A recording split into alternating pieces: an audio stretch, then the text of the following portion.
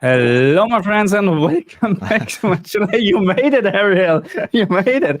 Hey, how are you doing? Hey, so now now my introduction is gone. Anyway, so we have KG from Tech with KG in the house today. Ariel, of course, Plasma TV for gaming, and Adam from In Layman's Terms, a fellow YouTuber from Sydney. So, welcome everybody. How are we doing today? Excellent, thank you. I'm great. Thanks. Excellent. So as always, the question to the 1.5 million viewers. Can you hear us? Can you see us? Everything is fine, huh? Because there's nothing where you can actually see if everything is working, but it looks like. So what's the topic today, KG? Oh, I mean, like, we just got a variety of topics to talk about, right? Like, there's a lot of topics we're going to get into. Let us know how the mics sound, like the volume. I know, like, sometimes I'm a lot lower than a lot of people on StreamYard, so I want to make sure everybody's clear and loud. Everybody sounds good to me, so I just want to make sure everybody sounds good. Good. Loud and clear, buddy says. I mean, I think we can talk about many things, but there's one thing that joins us together, and I think it is we play games on big TVs. That's what we do. Yeah, especially one in this room has a very big TV. Yeah, okay, but you're right. Absolutely. We like playing games on good TVs, big and good TVs. And that's one of the topics today. The other one is PlayStation 5. I put a little bit scam or was the money to get more viewers. It's of course not a scam, but it's really the question about, is it worth the money? I mean, and I like to say this it's worth the money if you like to pay for it. Full stop. If you don't want to, then it's not worth your money. But let's talk about this, and I'm hoping that we get a lot of comments actually, without any fanboys in the chat. But let's see how this works out. Good luck with that. Good luck with that. Yeah. Okay. No worries. So, I don't know. Yeah. So, what is your first impression on PlayStation 5 Pro announcement, or the demonstration, or whatever he showed us? And I know I like to talk a lot, but before I start, so I think a couple of people didn't understand what he was actually showing, because a lot of there's on X on everywhere, people now comparing two pictures and say, yeah, I can't see a difference. No, the difference is 30 versus 60 FPS with even a little bit higher or better visual quality. Okay, so please understand that. Okay. Yeah, the thing is, the kind of differences that you are going to see, you have to see it in person. It is impossible through a YouTube video to see the imperfections or the blurriness or the lack of resolution when you are already getting, an image that's already compressed and the quality is greatly reduced. I mean, when I take a recording from my PC, a 5 minutes video can be 10, 20 gigabytes. You're not going to see that on YouTube. So, what the PC is actually processing is a lot of information we cannot see. But I actually have a very different opinion than the majority in this one. But yeah, I'll leave it to you guys to start talking about. So one thing, I might just jump in. Is my mic okay? You guys can hear me okay? Yeah, absolutely. Awesome. I guess none of us have had hands-on. It's actually funny. I can't say who, but I actually know someone in Sydney that has two PS5 Pros in their house right now. I can't say who it is because of obvious reasons, but I guess, which I thought was kind of interesting. I don't know how the hell they got that, but one thing I was curious about is that, say for example, when you have your existing PS5 and you go from, say, quality to performance mode, it's a very subtle difference in my opinion. Like, yes, okay, you might see a few subtle changes, but in my mind, I'm thinking, is the PS5 Pro basically just going to give us that, basically go down to quality mode and give us 60 FPS? Is that pretty much it? Yeah, more or less, yes. So it's like quality mode at 60 FPS, like that. That's all it is. So if that's kind of the gist I'm getting, and that's why I was just kind of asking you guys here if you agree with that, because in my opinion, and it's probably the opinion most people are having, is that like it's a ridiculous amount of money for that, such a subtle increase. It's just just unjustified. It doesn't make sense to me. So just to clarify this, so the Australian price is $11.99. Okay, $1,199 without the disk drive. Okay, so disk drive is $159. So the normal PlayStation 5 right now is $799. Just with disk drive, just to get this in relation. Okay, How much did you say, Marcus? What was it? 1,000. $1,199 without so disk drive. $1,200. Yeah, and so $1,200 plus disk drive.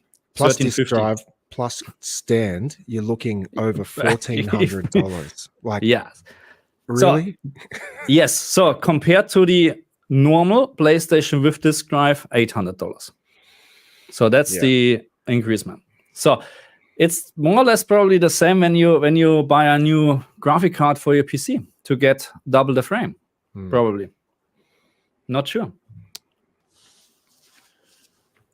Yeah. But what are we thinking?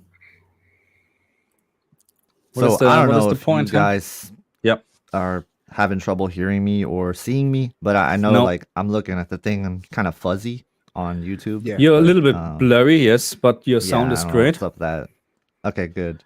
So I thought like when they first revealed it, I was a little disappointed because they're showing nothing but old games, right? Like, show me something new. PlayStation 4 show me games. what it's show me what is possible with this. Like, why would I want to buy a PlayStation 5 Pro? Because what I saw was just minor improvements. There are things that are pretty impressive. Like, we already had some of this stuff on PC, but I don't know. It just doesn't scream like buy me right now. I don't want to say it's a scam because like I hate using that word when it comes to this kind of thing, but it doesn't feel like it's going to be worth it for PlayStation 5 owners unless you're really like hardcore into this and like you just want every little you know fine detail improvement. Like I'm going to buy one probably because it's like part of my job, but like I don't know that I would buy one if it wasn't. Like that's how I kind of look at it. I think it's with everything, you know. If you're into bikes or whatever, motorbikes, you know, or cars or whatever, you buy new rims or whatsoever, or something like that, you know, and you spend a ridiculous amount of money. So at the end, it's really up to you. If you think it's worth the money, then go for it, you know. So, but I'm with KG. I'm going to buy one as well because yes, I need this actually because otherwise I can't do videos. You know, so that's the thing. Yeah, I think this is the key. If you already have a PS5, it is really hard to justify getting it. But if you don't and you play on a big TV, I think it is a no-brainer. I tried today. I went to PC Part Picker and I said, okay, I'm going to build a PS5 Pro killer, $1,400. That's what I end up with. So I think you're gonna have a very hard time to build a PC for $1,000 just to match that performance. And if you are already invested into the PlayStation ecosystem and you have a bunch of games, what are you gonna do? You have no option. If you're playing on a big TV, I think the PS5 Pro is a must. And yeah, $700 is a lot of money, but I think it is worth it, in my opinion. I see a lot of people complaining, and I understand. They want a cheap console, and we know what consoles are all about. They want to lock you into their ecosystem, so you have to buy the games from them. That's what it is. But the performance, I think, is good for the price. I don't think it's a bad deal at all. Yeah, I agree. Yeah, performance is good for the price. Yeah. One other thing I might just quickly jump in. It's just interesting because obviously we're all from different places around the world. So, you know, $700 where Ariel's from, $1,200 where we're from. How much is it where you are from, KG? $700. Okay, so if it's also from US, yeah. So in Australia, it's $1,200, and I'm just looking here online on the side here, and a PS5 Slim is about $650. So when you put it like that, you know, would you rather two PS5s or one PS5 Pro? So there's an argument to have with that. But one thing that frustrates me about this whole pricing is that the whole, at least in the way I understand it, the whole reason consoles are so appealing is because manufacturers generally take a small hit on the cost. So say they subsidize the cost of the PlayStation to make it cheaper, and then they lock you into the ecosystem and they try to make their money back on software and other things along the line, and eventually they can do a die shrink and then sell it at the same price, and then it becomes a less expensive item for them and they can make more profit. So at this point, it's very hard for me to see the economy of scale working. I don't really understand if they're actually able. Are they subsidizing this console? For me, it kind of just looks like they might even be making a profit on something like this. So, yeah, maybe you guys can bounce that idea around. Tell me if you agree or disagree. Yeah, I'm not sure if I think maybe I'm wrong, but I think the only company who is making money on their console is Nintendo. I think no one else. All they're subsidizing, or what's the right word? Yeah, they're all putting money into the hardware. They're all just like to sell games at the end. So, but I think that the price increasement is not just because of now we have better hardware. So just a better, it's actually a better GPU plus a better upscaling, maybe similar, hopefully similar to DLSS and not FSR anymore. The thing is, we have no competition. We have literally no competition. I'm sorry to say that. I spent yesterday, I think, over 10 hours. I had friends over. We played just games on the Xbox yesterday because they have just Xbox. We had a lot of fun, and I enjoy the ecosystem from the Xbox or the online gaming over the PlayStation 5. But a lack of games or lack of selling hardware, there's no competition for PlayStation. That's why they can do whatever they want to do. I feel like and both. Yeah. Yeah, sorry, I was gonna say it's gonna sell out and it's gonna be low volume, you know, so they can get away with whatever price they want. I am surprised they're charging $700 because I'm sure a lot of people are going to buy those from scalper prices at over $1,000. Have you heard about the disk drive? The disk drive is already sold out everywhere worldwide. Yeah. Yeah, right now only one location has it. And one thing about like PlayStation 5 and Xbox, everybody debates it back and forth. And let's be real, like none of them have a lot of good games. Like if you look at it, and this might be a hot take, right? But I think the PlayStation 5 and the Xbox, like Series X, I feel like that whole generation has been kind of a letdown. There's no real amazing games. There's no banger where you talk, and there's not constant games. Yeah. I know what you mean. I know it's a little bit disappointing. I said this last time in one of my videos. Is it just me? I'm getting older, whatever. I have not the same feeling when you start a new game because it's just crap. Sorry.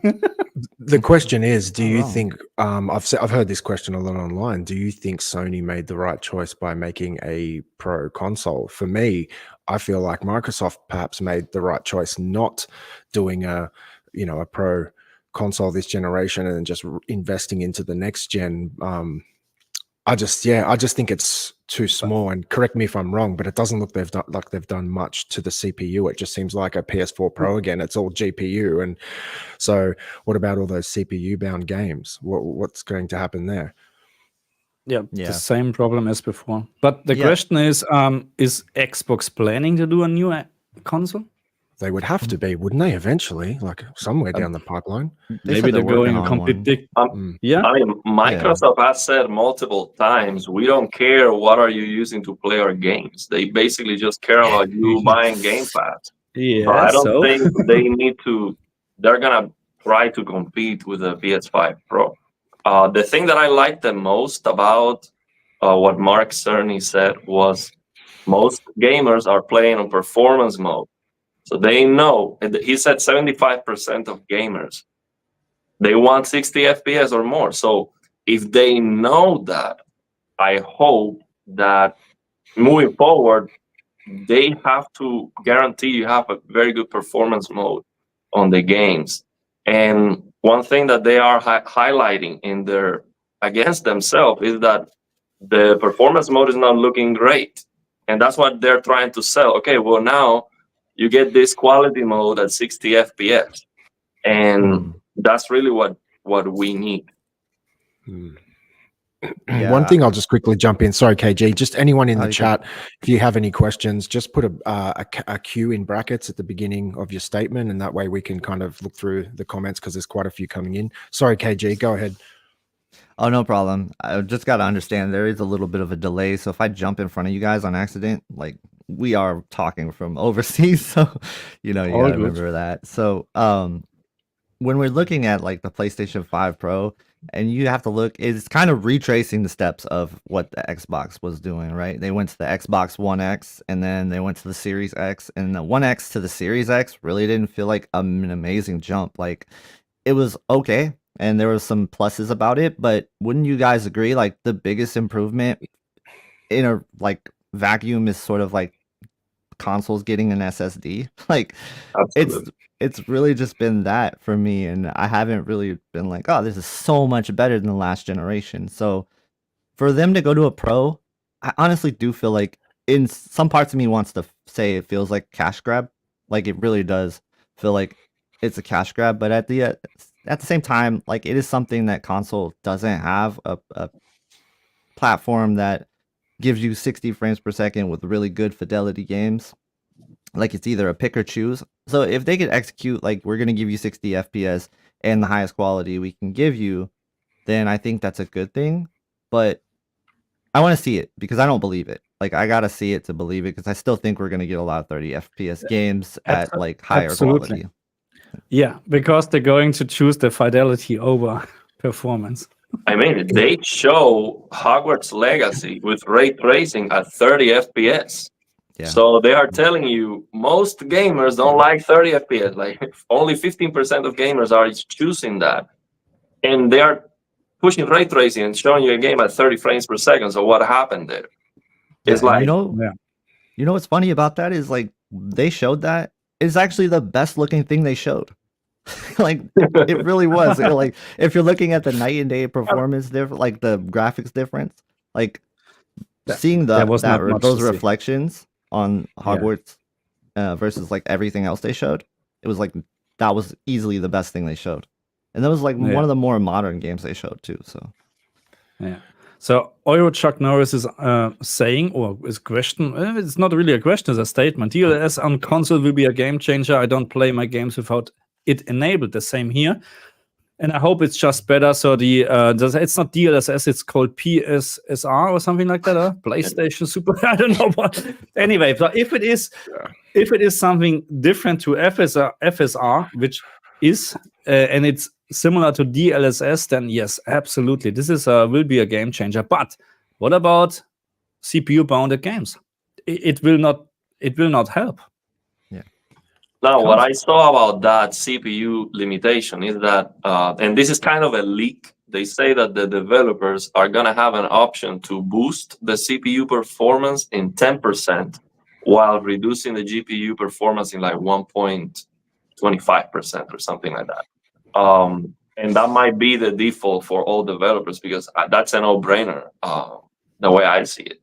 So the CPU performance might be significantly better and just enough to go from those 30 FPS to 60 in most games. So I think the promise, what they're promising, which is basically that quality mode, but now at 60 FPS, I think that's totally doable with that 45% extra performance and a more updated, software. I just want to jump in there again. It's, in my opinion, and I brought this up on our last live stream, I think 30 FPS is absolutely embarrassing. It should be banned.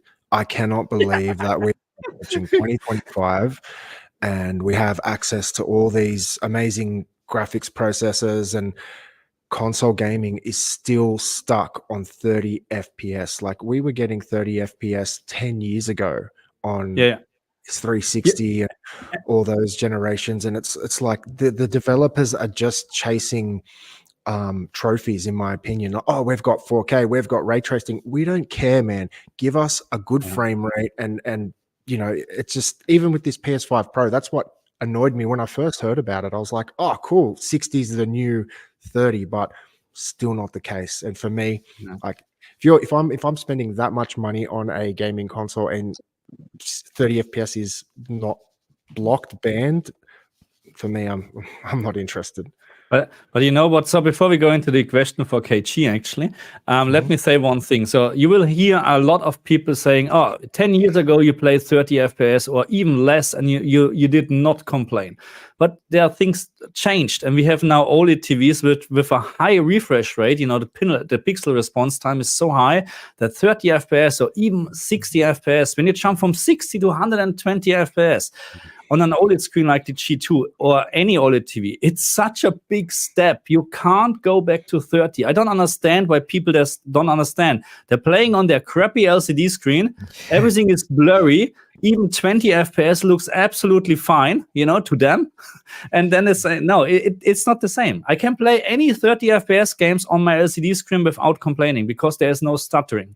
It's not. There's no, because of the Holden type panel. It's not stuttering. Okay, anyway, that's for you, KG, to answer. Yeah, before I answer this question, let me just say, like, if you're going to think about buying a PlayStation 5 Pro and you have a low-end LCD TV, and it's like, what's the point? Like, there is no point to jump from that to that if you have a TV that's just not going to really showcase the fidelity. Because that's one thing. I think there's a lot of people that will spend more money on their console than they will on their TV, and that's crazy to me. Especially what some of these TVs are capable of, and actually some of these TVs can like improve the fidelity of games even further than what the games are actually showing themselves. So to answer this question though, he says like, what's the best TV for PS5 Pro? I'm assuming something like 100-inch X90L or a TV over 85 inches to enjoy the improved image quality. So I would say the best TV for a PlayStation 5 Pro would be one of the top OLED TVs that are out there. And I don't know what your budget is, but it sounds like you actually want something that goes maybe to 100 or 85. So that would like, you don't have OLEDs in that. So that's the hardest question to answer. When anybody asks the question that is based on like a TV over 85 inches, it's always going to be a LCD, right? Because there is no OLEDs other than like a 97-inch OLED, unless if you can afford that, it's like $20,000. But easy. They're all very similar things. Like I'm telling you, I looked at the Bravia 9. It's the top mini LED TV, and the difference between the Bravia 9 and the Bravia 7, it's not that big. Like it is, the Bravia 9 is the best mini LED TV you can buy. But was it a huge jump from the 7? No. And I guess my point of that is that top-end mini LED TVs are all very comparable. And you just have to cross a certain price range to get to that point.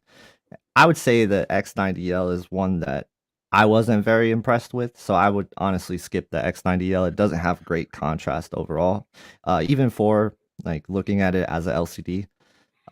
So yeah, this is a tough question. I would say look at TCL and Hisense for like your budget picks, your best bang for your buck. And then Sony on the upper end is pretty good, but it is very expensive. Last year's Samsung TVs, pretty good bang for your buck. So if you're looking at 85-inch, I would go that route. But yeah, if generally you're looking for the best TV and it's not a size comparison thing, so you're not needing the biggest size, just general for like everybody else, you're probably going to want to look at one of the top end OLED TVs. Like it's no contest. I might just chime in a little bit. So I have a 100-inch TV at home, and I also have the 83-inch G4, and among a few other TVs. And yeah, quite often when friends and whatnot come over, it's kind of one of those things I always throw to people. Are you a gamer first, or are you a movie TV guy first? For me, obviously I play games on both TVs. Yeah, it's cool playing on a really huge display. Like that's awesome. But when I go back to my G4 and you've got all the bells and whistles, you can't compare. So it's really got to come down to your personal preference. Generally speaking, when someone says 85, I usually bundle 83 and 85 together. It's kind of the same thing in a muchness. But yeah, you really have to ask yourself the question: do you prefer watching movies and TVs, or are you a gamer first? If you're a gamer first, you can't go past OLED. anything in the top tier, Sony, Samsung, LG. I'm an LG guy, but that's just my personal preference. But yeah, otherwise, if you're a TV guy first, if you can find a nice 100-inch LCD TV that does have some of the 2.1 features, yeah, man, you'll be happy with that all day. Yep. I mean, I think let me say one thing to consider for console gaming is that you're gonna get those 60 FPS, and on a big TV, I think you definitely not that you need, but it's definitely nicer to have those 120 FPS. So if you're not gonna play on a PC to push all those frames, I think you should definitely consider what Samsung has. And I watched a video, KG, about it, Game Motion Plus. Marcus also told me about it. I haven't tested it myself, but I definitely understand the concept. I mean, my LG TV has it, but it has very high input lag. So basically, Samsung has low latency motion interpolation for gaming. So you go from 60 FPS to 120. And I think just because of that, if that works just okay, it doesn't need to be fantastic. I haven't tested it myself. I think you guys like it, so it should be very good. Those are the TVs to get, in my opinion, for gaming. So an S90C, S90D, 77-inch if you want the biggest one. Although, I mean, for that big of a size, I will go with a gaming PC because you're really gonna notice all the defects with these blurry games. And I mean, for me, it would just drive me nuts. Not even a PS5 Pro is gonna give you all the pixels you need for that. So just get a 55 or something. If you want something bigger, go with a gaming PC. Yeah, that's a really good point. Like when you're talking about Game Motion Plus, it's such a treat to have that. And I really wish other TV manufacturers implemented it, because when you use a 30 frames per second game and you use Game Motion Plus, it can really make it feel like 60 frames per second. A lot of people kind of like doubt me on that, but like try it out. Give it a shot. It feels pretty good overall, right? Like it gives the fluid feeling of a 60 frames per second game. I mean, you still get some issues with it, right? Like you get some motion hiccups sometimes. Maybe you'll see some artifacts, but it really just depends on how stable the game. If it's a stable 30 frames per second game, it will do really well. If it's like dropping any frames at all, you can't use Game Motion Plus with it. So you really have to make sure the game's stable.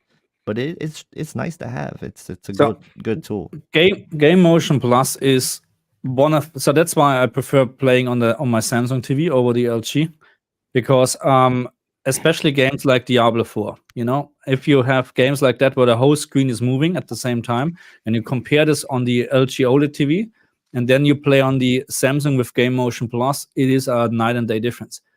You can see all the details when you're walking around. I'm not kidding. It's absolutely ultra sharp, and I can't feel a difference in terms of the input lag. Do you think that the modern LGs would be any different to the G2 with the new processing in the G4? LCD is also, it's just blurry at the end. They're not fast enough. The pixel response time is not fast enough, in my opinion. Doesn't matter if you have 240 hertz. So it's at some point they can't keep up with OLED. That's how it is.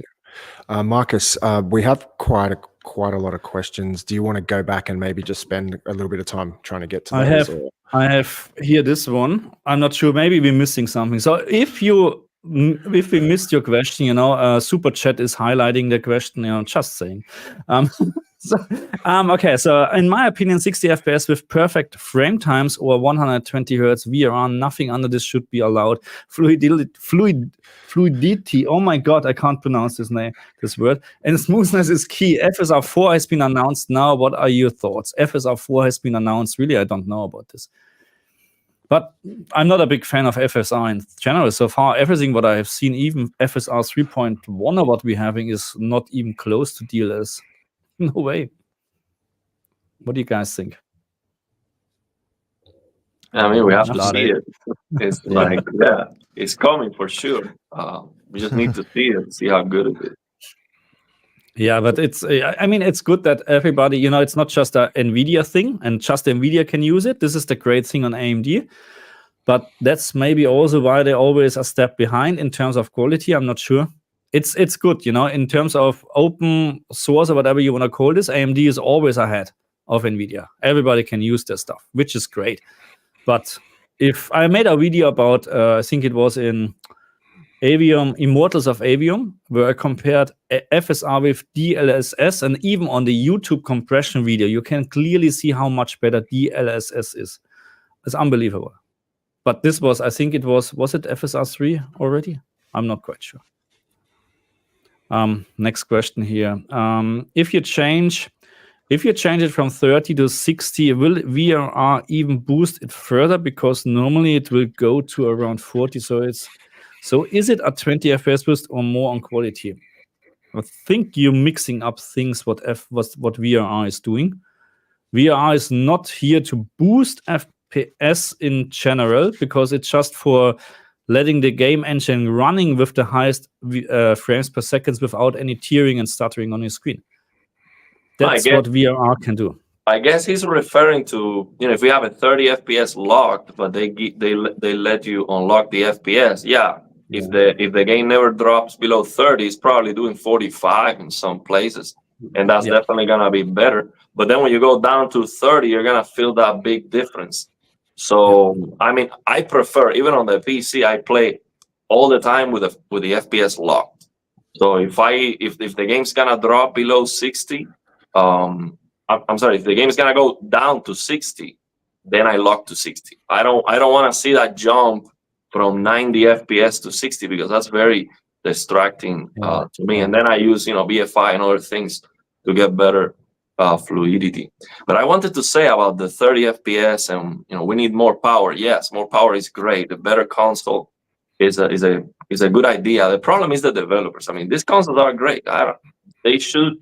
They are definitely capable of giving you great looking games, but the developers, for some reason, they insist on 30 FPS because it looks good on YouTube, for marketing, for screenshots, for people who don't know anything about frame rates. I guess though, you know, those 50% of people who play on quality mode, it's probably because that's the default on the game, and they just open the games and they play it. They don't go to the menus and change anything. Those are the people who are playing in quality mode, probably.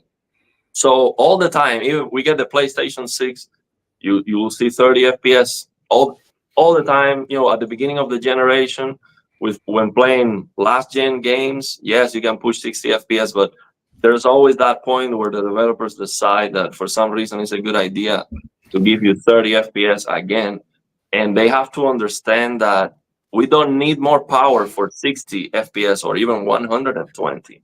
We just need the developers, the creators' intent to give you a more fluid experience, and just dial down the game and their vision or whatever they have to do to give you a better gaming experience. The PlayStation 2 has a lot of 60 FPS games, and that's a potato PC today. I mean, I wouldn't even load Windows 11 if it was a PC. So low power. So yeah. So that's I think another question for you, KG. Chester. So I'm not gonna read it all, but like I read it, and he's asking about the screen size. When are you gonna start to see improvements? And he says, I feel like the DPI for any TV under 75 would be a waste. I would say that DPI is very overrated, especially when we're talking about TVs. And a lot of these TVs, when they get bigger in size, yes, if you sit too close, there is a screen door effect. But if your TV is of the higher quality, most of the time it looks good no matter what. And it's due to these TVs are just really great at upscaling and making things look better. And people don't really understand this, but like 4K could look even better on good TVs than it does on a bad TV.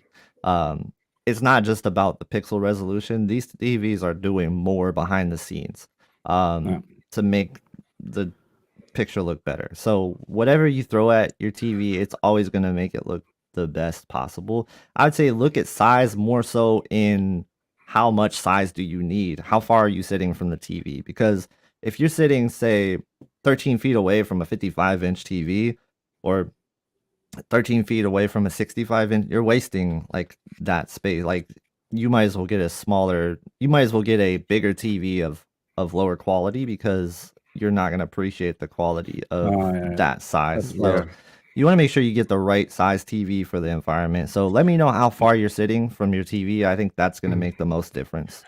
And one thing I always get comments on, I have a 100-inch review video on my channel, is people often make comments about the DPI and 4K won't look good on a 100-inch display, and I can just tell you, like, you're completely wrong. 4K on a 100-inch panel looks just as good as a 4K on an 85-inch or a 75-inch. Obviously, if you want to go and sit a few inches from the TV, okay, but who does that? So I wouldn't worry too much about that. But again, I always throw that question: are you a gamer first, or are you a TV movie guy first? Because I'm always a big fan. Just get the biggest panel you can get. But if you're a gamer, then that completely changes the equation. Yeah. So what really matters is the pixels per degree of view. So definitely matters how close you sit to the screen. For example, one big difference that anyone can notice is how good 60 FPS looks on a cell phone in comparison with a TV. On a cell phone, 60 FPS looks more fluid because you have less pixels per degree of view. How close are you gonna look at your cell phone? But if you are in something like a VR headset or a gigantic TV, you need more pixels, you need more frames, you need better motion. It's very, very easy. What you can try probably if you have a Switch at home, just play on the Switch 30 FPS games on the OLED Switch, and then switch to your OLED screen and see if you still like it. I can easily play 30 FPS on the Switch on the OLED screen because that's exactly the example of what Ariel just mentioned. That's how it is. Let me just quickly clarify this, and I forgot to mention this. Of course, I'm not comparing a Game Motion Plus with LG's motion what's the name from LG? The blur, you know? The blur. Yeah, the blur, because it's in most games not usable because of the input lag. It's not That's the problem. At all. Yeah. So I made a video about a Zelda. It was I think it was Zelda where I used this feature on the LG for the very first time, and I said in the video very clearly the picture quality at this very moment is unbelievable. It's so sharp you can't. It's no way that I can show you this on video. You have a couple of issues, as soon you drop the frames or whatever, you have issues. That's what KG mentioned. But the picture quality at this very moment was absolutely sharp. But the problem was because the picture is that sharp, there's such a big delay that it's very hard to play. Very hard to play. Game Motion Plus is on a very similar level, not as good, of course, but in terms of input lag, absolutely the same as before. You can enable or disable this. There's for me no difference. That's why I prefer this over LG any day. Yep. I would like to see a comparison, Marcus or KG. Have you ever tried this app? You have to buy it on Steam, but it's like $7 or $8. And the developer of this app is a subscriber of the channel, so I have promoted this app. But I think it's very cool, and a lot of people like it. It's basically low latency motion interpolation for gaming. It works on the PC. It's called lossless scaling, and it also do other things. So I would like to see a comparison between that interpolation and the interpolation from the S95C or S90C, or the Samsung low latency. And it might be better than what Samsung is doing, but I don't know. I would like to see that. You get your opinion basically on that. Yeah, that's pretty interesting. Doesn't NVIDIA have some sort of motion interpolation built in as well? NVIDIA. Of course, it's not gonna be better than NVIDIA is gonna be the best, of course. Yeah, I mean, they are the best on all this stuff. But this one has some. You have an option of a performance option, which has some. You can clearly see more the motion interpolation artifacts and this occlusion artifacts and all this stuff. But it has a more quality mode that's more demanding, and it might not make a lot of sense in some cases, but the quality is great, and the input lag is like almost none. So I would like to see a comparison, basically. Yeah, that would be cool. I definitely need to try that out. Thank you very much. Just dropped. He left a super chat, I think, without anything. But thank you very much. I think that's for KG. So, yeah. Not sure. Just say thank you very much. Yeah, thank you. We're trying to keep up with all the comments. Again, if you have a question, put a Q in front. And again, Super Chat, of course, will highlight everything. So it's much easier for us because 1.7 million viewers at the moment. I was just looking for this question. I see it right there. It's right there. I just have a quick question for everyone in the stream. What is everyone's primary TV that they have at the moment, and what made them make that decision? I might start with you, Marcus. So sorry again. I was reading something. I just wanted to ask everyone in the stream, what is your primary TV you have at the moment, and why did you choose it? It's just interesting because we all have very different opinions. We're all quite knowledgeable. I'd just like to kind of hear what everyone's chosen and why. Yeah. So I have two TVs, or three actually: the CX, the G2, and the S95C. When it comes to primary TVs, this because I'm using this the most of the time, because I'm in my studio. That's the G2, okay, behind me.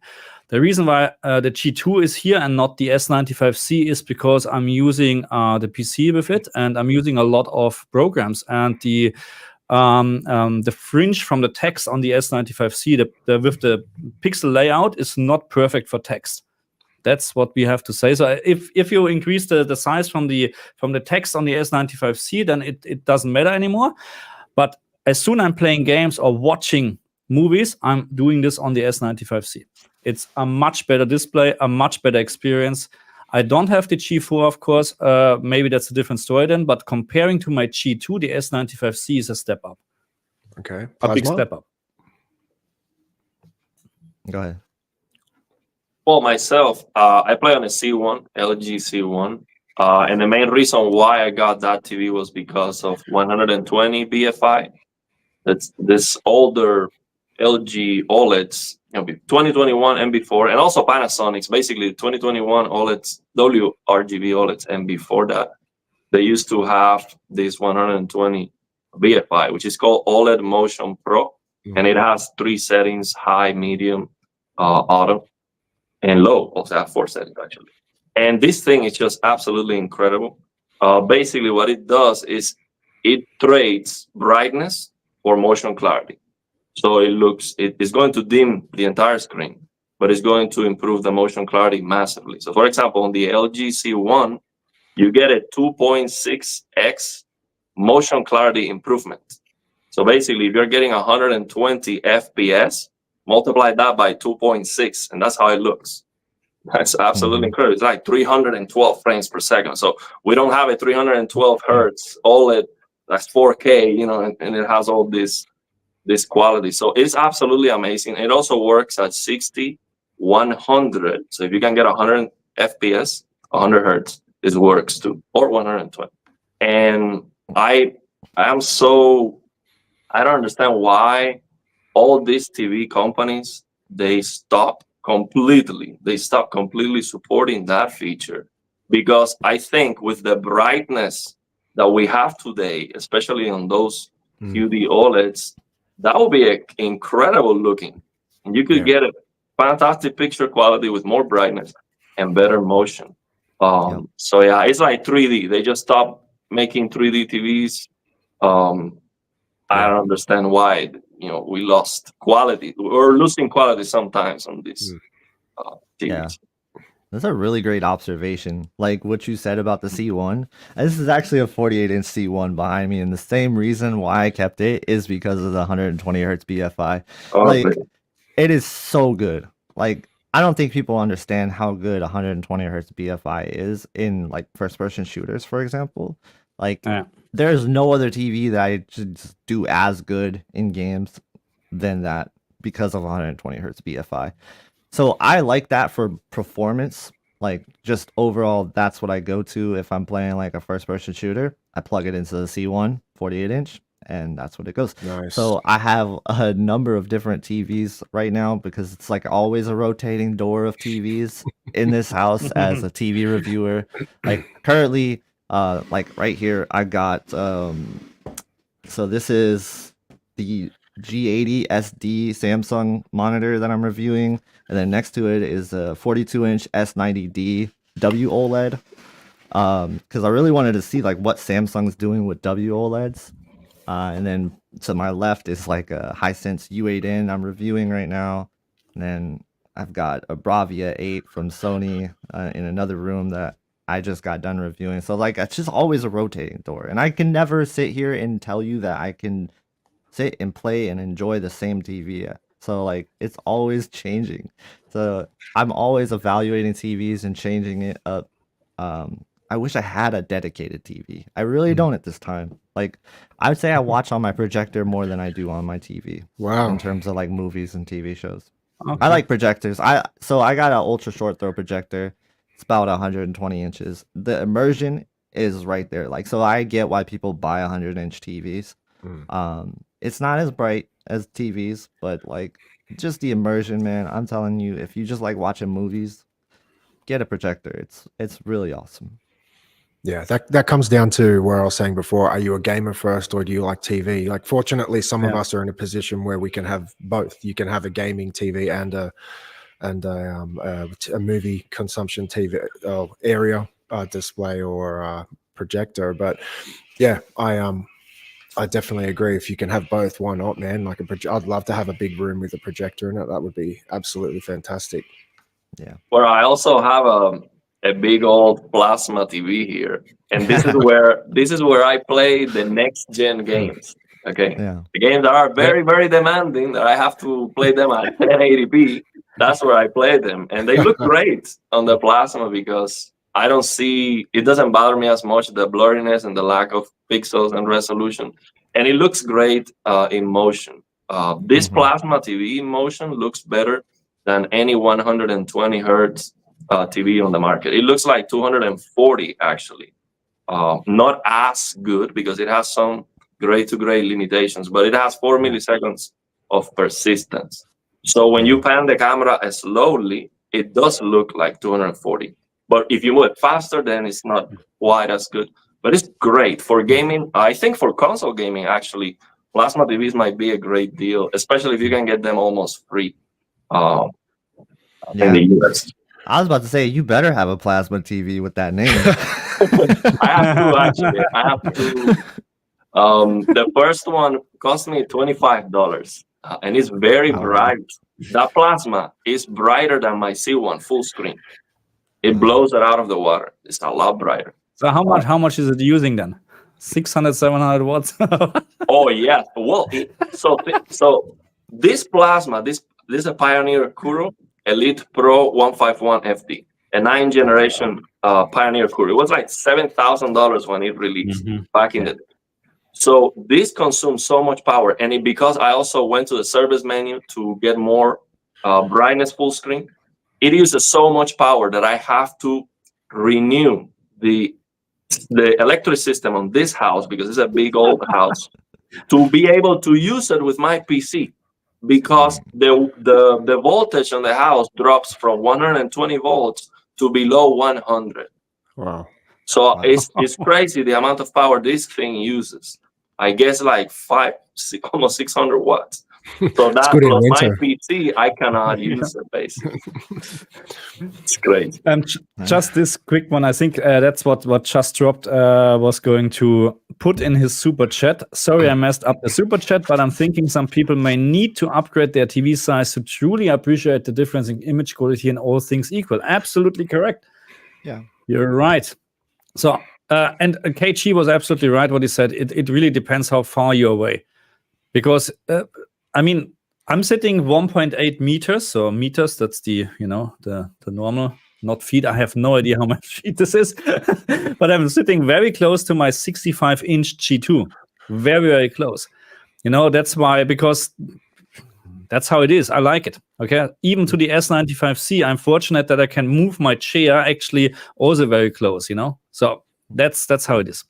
Anyway, what about so we're just talking about TVs right now, but let's go back to PlayStation. So so far we really have seen no new game actually for the PlayStation 5, and we haven't seen any, how I would say, any current AAA game for the PlayStation 5. Well, the recent one was Final Fantasy, maybe the latest what was released.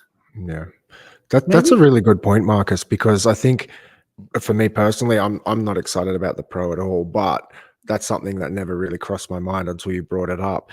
If they had, say, 1, 2, 3 games that was going to be released for the PS Pro specifically to show off all the new features, that might have changed the equation. But correct. Yeah, and the fact they're demoing old games at 30 FPS, it's like, that's the thing to be excited about. You know what I mean? It doesn't make sense. I mean, I wasn't even aware of that, because you still watch a stream. When I watched the stream, I streamed actually, so I didn't, I had a little window and watched it. But then I of course watched Digital Foundry's analysis, and I said, what, they're using a 30 FPS video to demonstrate the 60 FPS capable? Okay, this makes a lot of sense. So this shows actually that they didn't prepare a lot for the video or for the demonstration. They didn't put a lot of effort in, full stop, in my opinion. That's how it is. It's not good. I think they should have hired Digital Foundry for that showcase, because I think Digital Foundry is very good at, I'm not going to say hyping up, but let's say at showing really what's the difference. And I'm sure a lot of people will get more excited if they see that, because they know how they understand the limitations of a YouTube video. So they do a much better job. They slow it down, or they will zoom in so you can see the difference. I mean, they zoom in too, but yeah, they are basically, that's what they do. So I think they would have done a much better job than Sony, actually. Yeah, I'm not sure. Is Death Stranding 2 already PlayStation 5 Pro, or what do you call this? PlayStation 5 Pro compatible, or what is the name then from those games? Because there will be never a not PlayStation normal game, because this would be terrible for. There will be always, it will be just a patch. It's just an update. They can do this with any game. There is no native PlayStation 5 Pro version, in my opinion, or it's just a patch. Yeah, it's just, that's how it is. But I'm getting the PlayStation 5 Pro for obvious reason, because otherwise I would have not the same. Well, I couldn't make comparison videos. Full stop. But in the regards of if I would get it just because if I'm a gamer, I probably not, because it's $1,200 for playing. No, I'm probably not. You know what I mean? I would be, because I have a PC, I have a Xbox. I have a wide variety of possibilities where I can play. I would probably not waste $1,200, to be very honest. Can I ask what is everyone playing? Like I have a couple of PS5s, and I think they're all on firmware so old because I just don't play them. I'm more of an Xbox guy, so I'm most of the stuff I want to play is multi-platform anyway. But aside from the staples like Spider-Man and I guess there's one or two others, but like what really is exciting on PlayStation at the moment? There's nothing really attracting me to that platform to make that purchase. Like aside from being a reviewer and going, yeah, okay, I want to see what it looks like on my high-end TV. Like, what's the appeal? Is there anything dragging you guys towards that, like game-wise? I think we're going back to that this generation is not really interesting so far. Because Spider-Man 2, I'm not a big Spider-Man fan at all, and I think when this game launched, was in a terrible state, to be very honest. So many bugs and stuff like that. But I'm not you know what I mean? So I generally like the Xbox better from a hardware point of view and from the dashboard point of view. It's just much better than a PlayStation, but we have to admit that the PlayStation has their in-house AAA games, or first-party games, which is it's more or less, I wouldn't say non-existing, but there's almost nothing on the Xbox. So that's why people buying PlayStation, of course. But it's, yeah. And can we stop with the remasters? Like the remasters are No, a couple of. No, I think The Last of Us should have a PlayStation Pro remaster. We're getting one. No worries. All right. Hey, To be do you fair- think we have to pay? Hey, this is a good question. Do we actually really think we have to pay for the update? I think so. We have to pay. It's not for free. No. So Yeah. you get a PlayStation 5 Pro, then you put your PlayStation 4 game, The Last of Us, in, and you have to download the PlayStation 5 Pro for $19.99. I was playing today, actually, The Last of Us. I never finished it because I didn't like how it was running, and it has improved massively. I mean, the performance of that The Last of Us 1 remaster on the PC, it has improved immensely. And I think those PlayStation 5 games are absolutely the best. And unfortunately, Xbox doesn't even try to come out with this, single player games that are very high quality. So yeah, we don't have a lot of new, PlayStation 5 games, but in my opinion, those are the best games we have available. Ghost of Tsushima, I'm still playing that. It is just an incredible game. And that's what I would like Xbox to have, those games. So honestly, if I am recommending a friend that wants to get into gaming with a console, I'll definitely tell them get a PS5. And I would tell them if they have the money, get a Pro and get an OLED TV. That's where it's at, in my opinion. I think that a lot of PC gamers are actually missing out. They spend a lot of money on the hardware. They're getting a lot of frames, and then they are playing on an LCD monitor, which is a small screen with a very bad picture quality. I believe if you get a console, like the PS5 Pro especially, and you get a big OLED TV, you're getting a much nicer gaming experience. And I think that's why we all play on big TVs. It's just better. Yeah. If you're like go for it. Okay, if you're a console gamer and you play on a TV, like it's a really good experience overall. If you're a PC gamer and you play on an LCD like 27-inch, it's like old as hell, but you're trying to upgrade your graphics to like the latest all the time. What are you doing? Like seriously, I go get yourself a 42-inch OLED and pop it on your desk. That's what you need to do. Like if you want to have a true upgrade to your whole like gaming performance, like get a better display. I see so many people go and they buy into the latest consoles and they buy into the latest graphics cards, but they just neglect their display. It's crazy to me. Yeah, it's crazy. Can you remember when the Horizon Forbidden West was released on the PlayStation 5, and a couple of channels complained about the image quality, but not many. I was one of them, complained like crazy, and I got so many nice comments actually that I don't know. But I think really people, they said, oh, it's perfect, there's no shimmering, everything is fine. I was just thinking, get a better display, for God's sake. What's the problem? I can clearly see it on my OLED screen, what's going on. When I put this on my LCD screen, there's nothing visible because the picture is just blurry. So what are you talking about? So no, you're absolutely right. So get a better display. Yeah, I got a question for you guys. Do you think that they master these games for HDR for LCDs? Intended for LCDs? No, I'm not saying they do it on. I'm saying they intend for you to play it on LCD. I think that's what the majority of people are playing it on. So that's why we have so much black level rays in our HDR titles. So I worked back in Germany. I worked for a company who provided LCD screens for broadcast.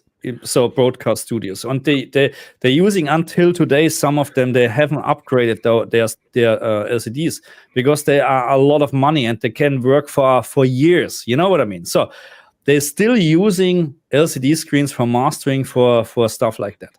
With a great, so we're talking about IPS panels. Okay, so we're talking about a black level. I don't know if you can say black to gray, but it's not black. We're talking about a gray level.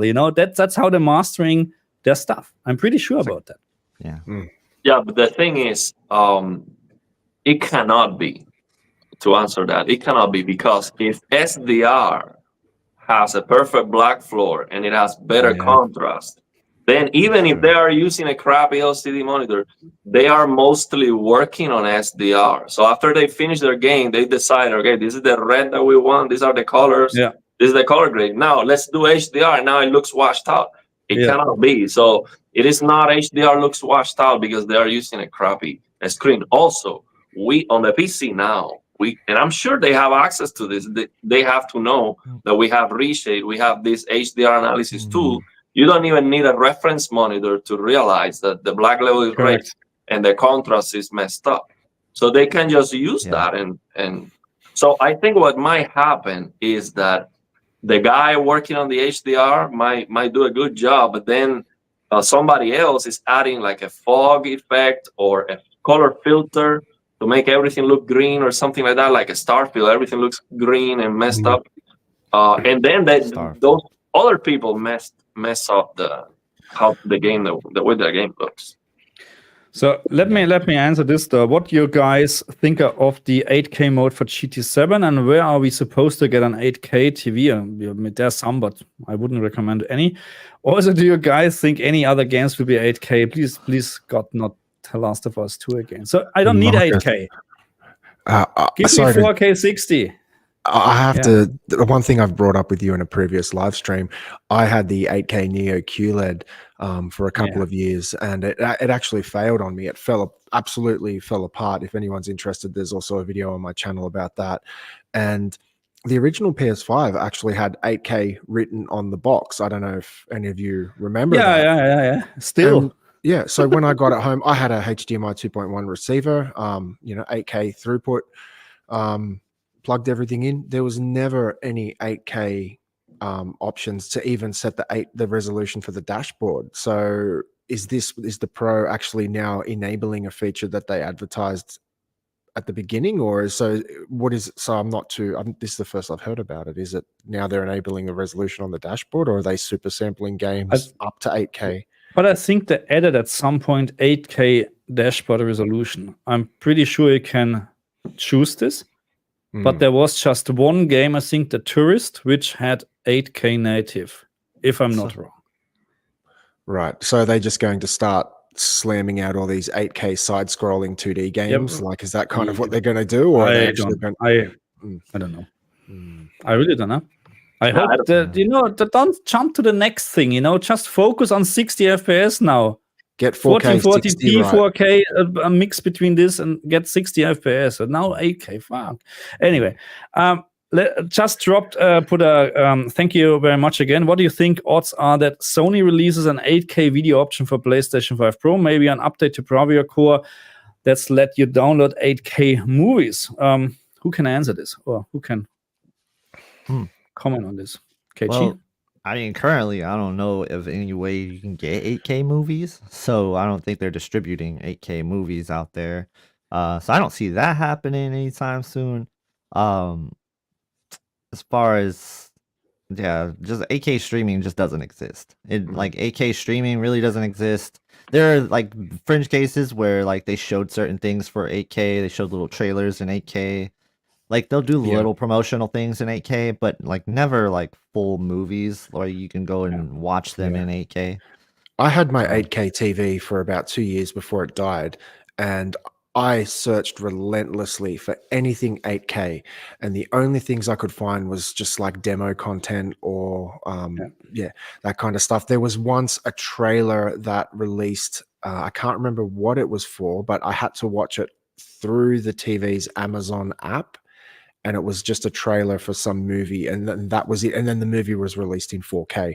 So, I think 8K is just useless at this point. And exactly what Marcus said, like, let's just get 4K 60 right. And it's just the same relentless cycle they go through. Everyone just wants bragging rights. They want to say, yeah, we're 8K. We've made it this far. We're ahead of the pack. When that's why we have the problems we have today, because they're not focusing on getting 60 as a baseline. They're focusing on getting resolution and shadows looking really good, but then we have to play on 30 FPS. But Ariel, you look like you've got something on the tip of your tongue.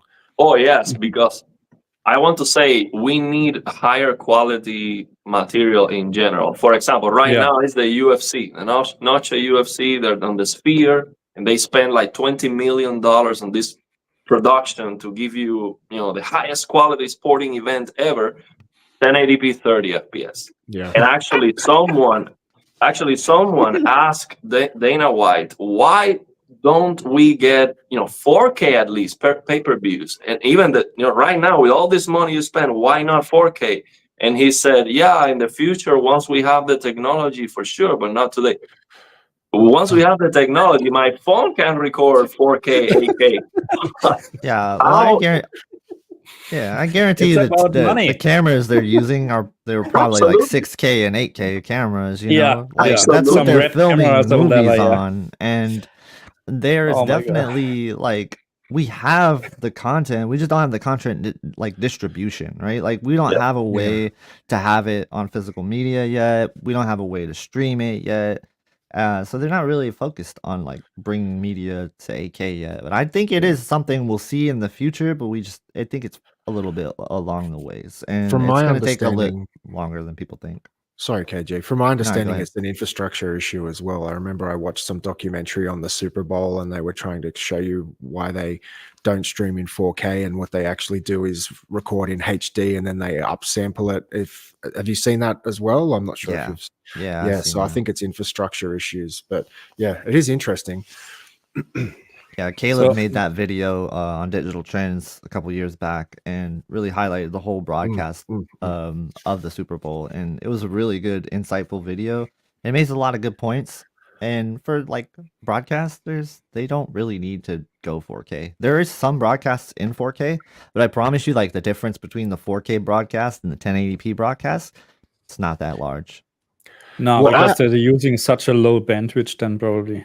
Well, I But have pay as- TV here. Sorry, Eric, just quickly. I have pay TV here, and it's satellite, and I get sports in 4K 60 in Australia, and it looks absolutely incredible. So I'm not exactly sure why everyone have else is actually having really so good much quality. trouble when little dinky Australia, where we're usually last to do everything. So I'm not sure how we're doing it here. When I know Japan, like they stream their free to air TV in like 4K HDR. I was just in Japan 3 days ago. I just got back, and I was watching free to air TV, and it was 4K HDR. I was like, what the hell? Like we're so behind.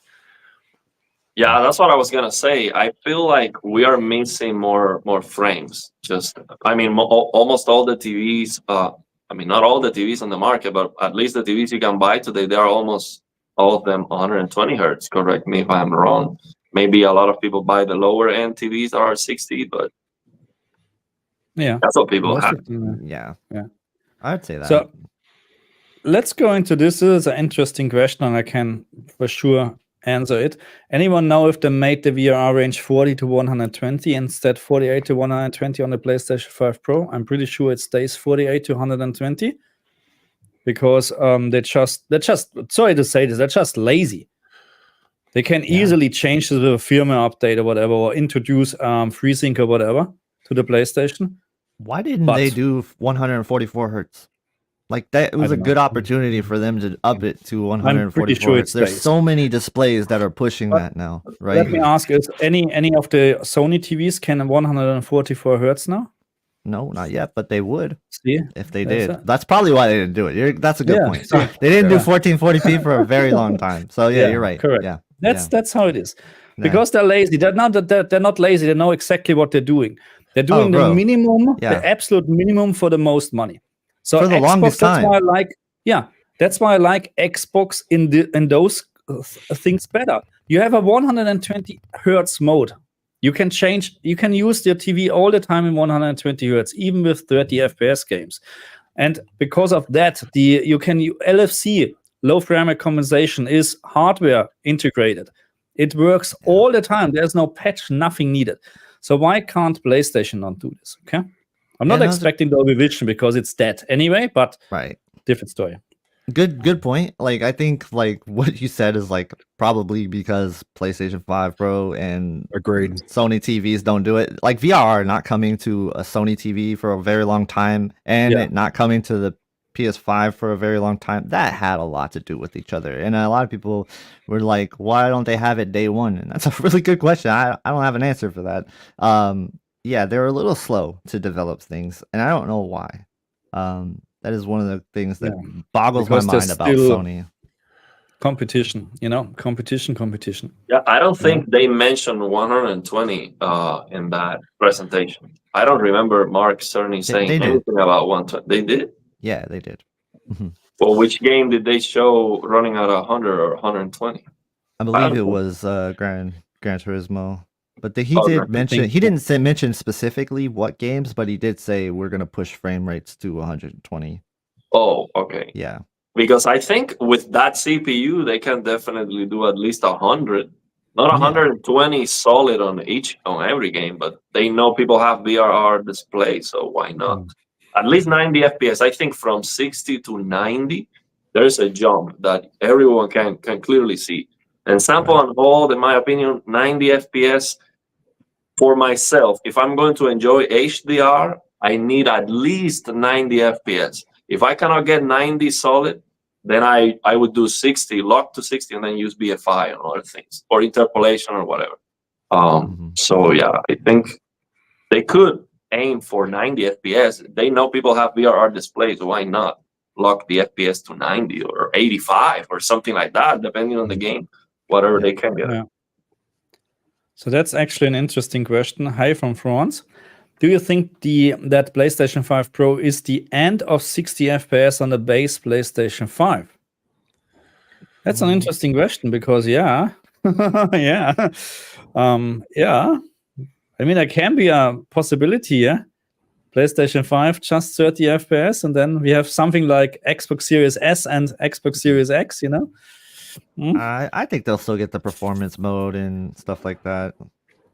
It's probably, I don't think they're it's just gonna probably throw 'em more a under the resolution bus. thing. Hopefully. Yeah, I don't think it'll be an issue. I've got a few Series S consoles, and some games still hit 120 FPS on my Series S. Obviously, my S here. you can notice the downgrade in quality, but in my opinion, that's fine. I'd rather a higher frame rate, at least 60. I think Ariel touched on that before. It's like do the best you can for 60.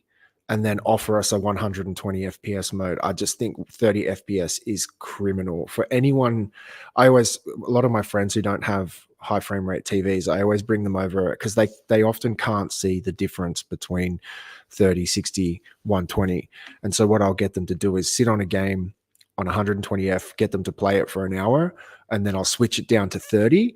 And then they go, wow, okay, now I see it. You know what I mean? So yeah, I don't think I had friends over yesterday, and we decided to, so because they all have Xboxes, we decided to play multiplayer games Xbox.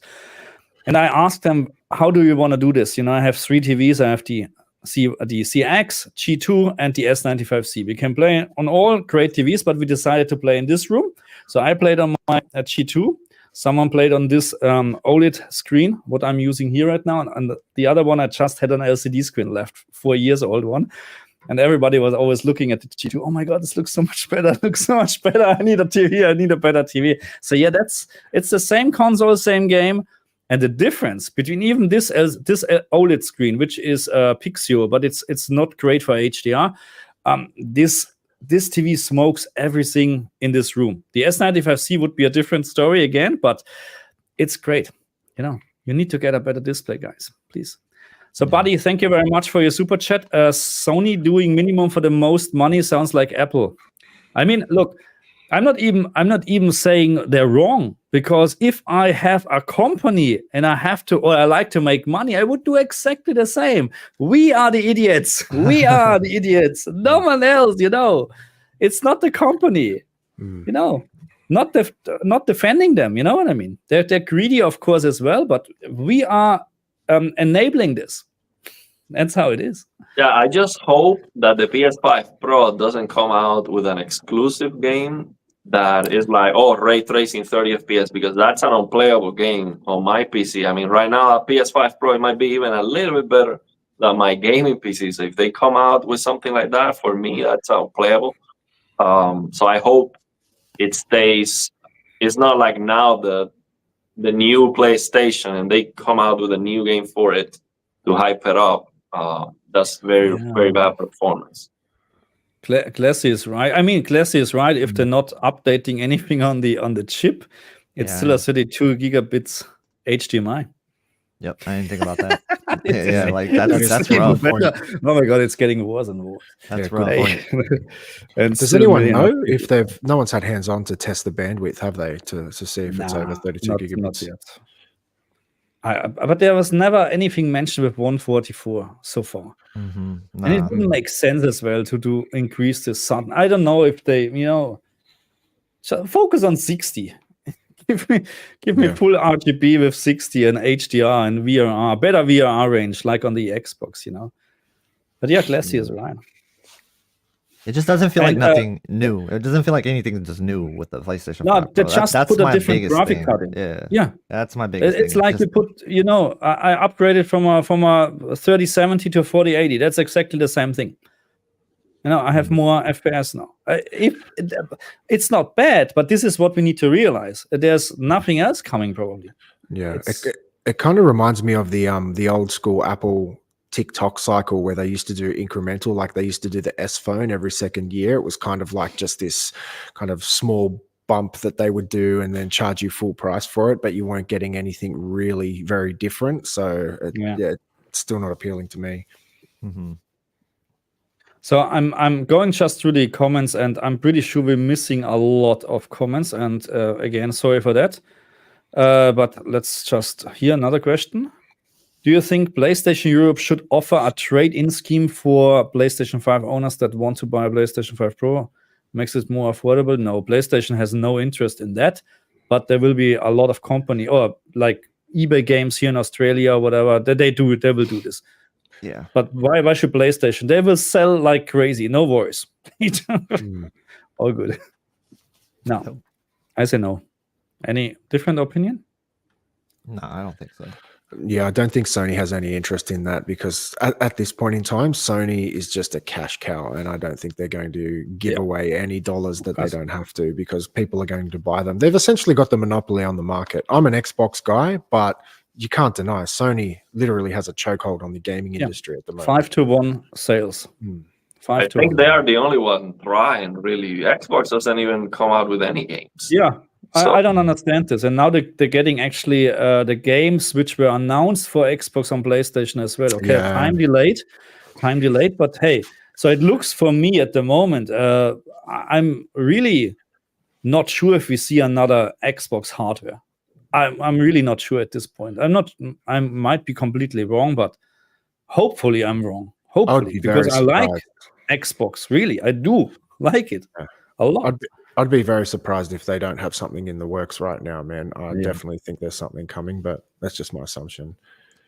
Yeah, I think they said numerous times that they've been working on something for a very long time. That's good. That's good. And they're not going to do a pro version of their console. Nah, they don't. Just go with the Xbox XX. Yeah. Whatever. I want to answer this question. Hey, what's up with 120 BFI? Most of new TVs don't have it. Yeah. Is this important detail we would miss? The S90C, S90D, only 60 BFI. Does it matter? Should we buy a used C1 instead of a new TV? So the thing is, all these new TVs are better than the C1 for sure. And I believe the reason why these companies just eliminated that technology and it's not coming back, I believe it's because of a lack of understanding. And I've seen reviews where they turn on the feature and they say, oh, nobody's gonna use this. It's just you lose brightness and now it flickers. So the thing is, I believe the technology has earned a bad reputation because it does flicker and is very noticeable for most people at 60, okay? But at 100 or 120, at least myself, I don't see any flickering whatsoever. And it just looks a lot more clear. So now with this much brighter TVs, if it still looks bright enough and you cannot see any flickering, it's unbelievably good. So it has earned a bad reputation for a lack of understanding. People definitely need to know how good this is. For example, I tested an old Sony TV the other day, an old LCD Sony TV. And at 60 FPS, that TV looks like a CRT. It looks 3 times better than the C1 at 120 with BFI.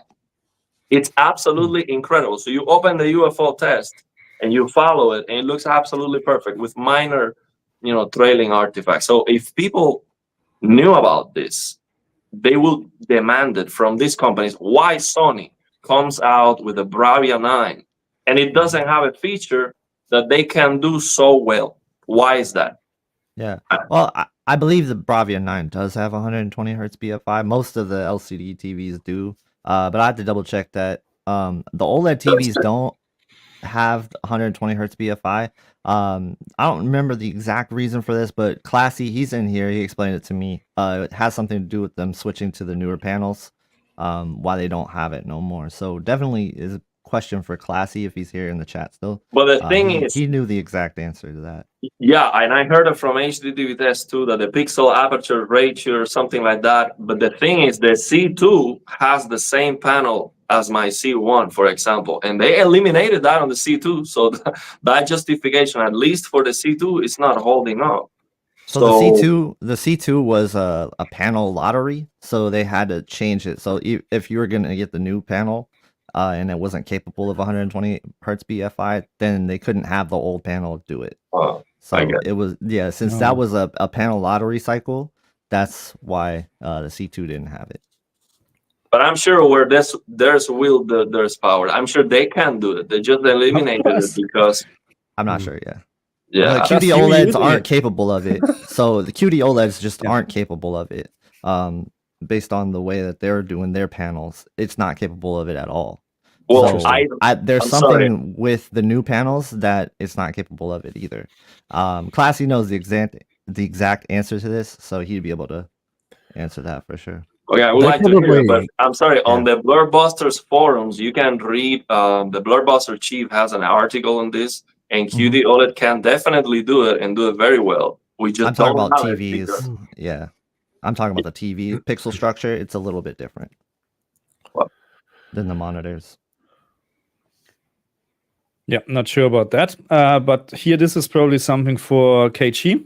Hisense exhibited at RTV at IFA that said have a refresh rate over 7,000 hertz.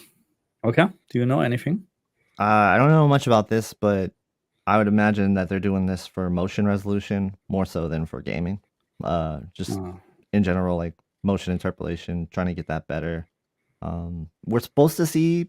I heard this rumor like 2 years ago. We're supposed to be seeing 240 hertz TVs pop up really soon. I thought it was going to be last year at CES. It wasn't. Maybe this year, but I didn't hear any rumblings about it last year, so I wouldn't expect it till like 2026, 2027. But they are pushing the narrative. They want to go like 240 hertz, and the reason for that isn't really gaming. It's for motion resolution. KG, I have a question for you actually.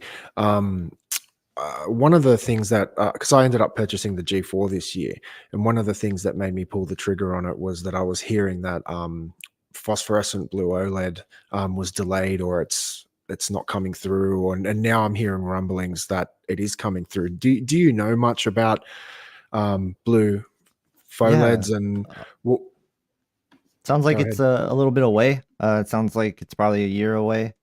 I don't expect to see it at CES. We'll probably hear a little bit about it at CES, but I don't think it's going to release in the 2025 cycle. I would expect 2026 and beyond for PHOLED. Okay, because I'm reading now that they've come up with some tandem solution where they're doing so I'm just trying to understand.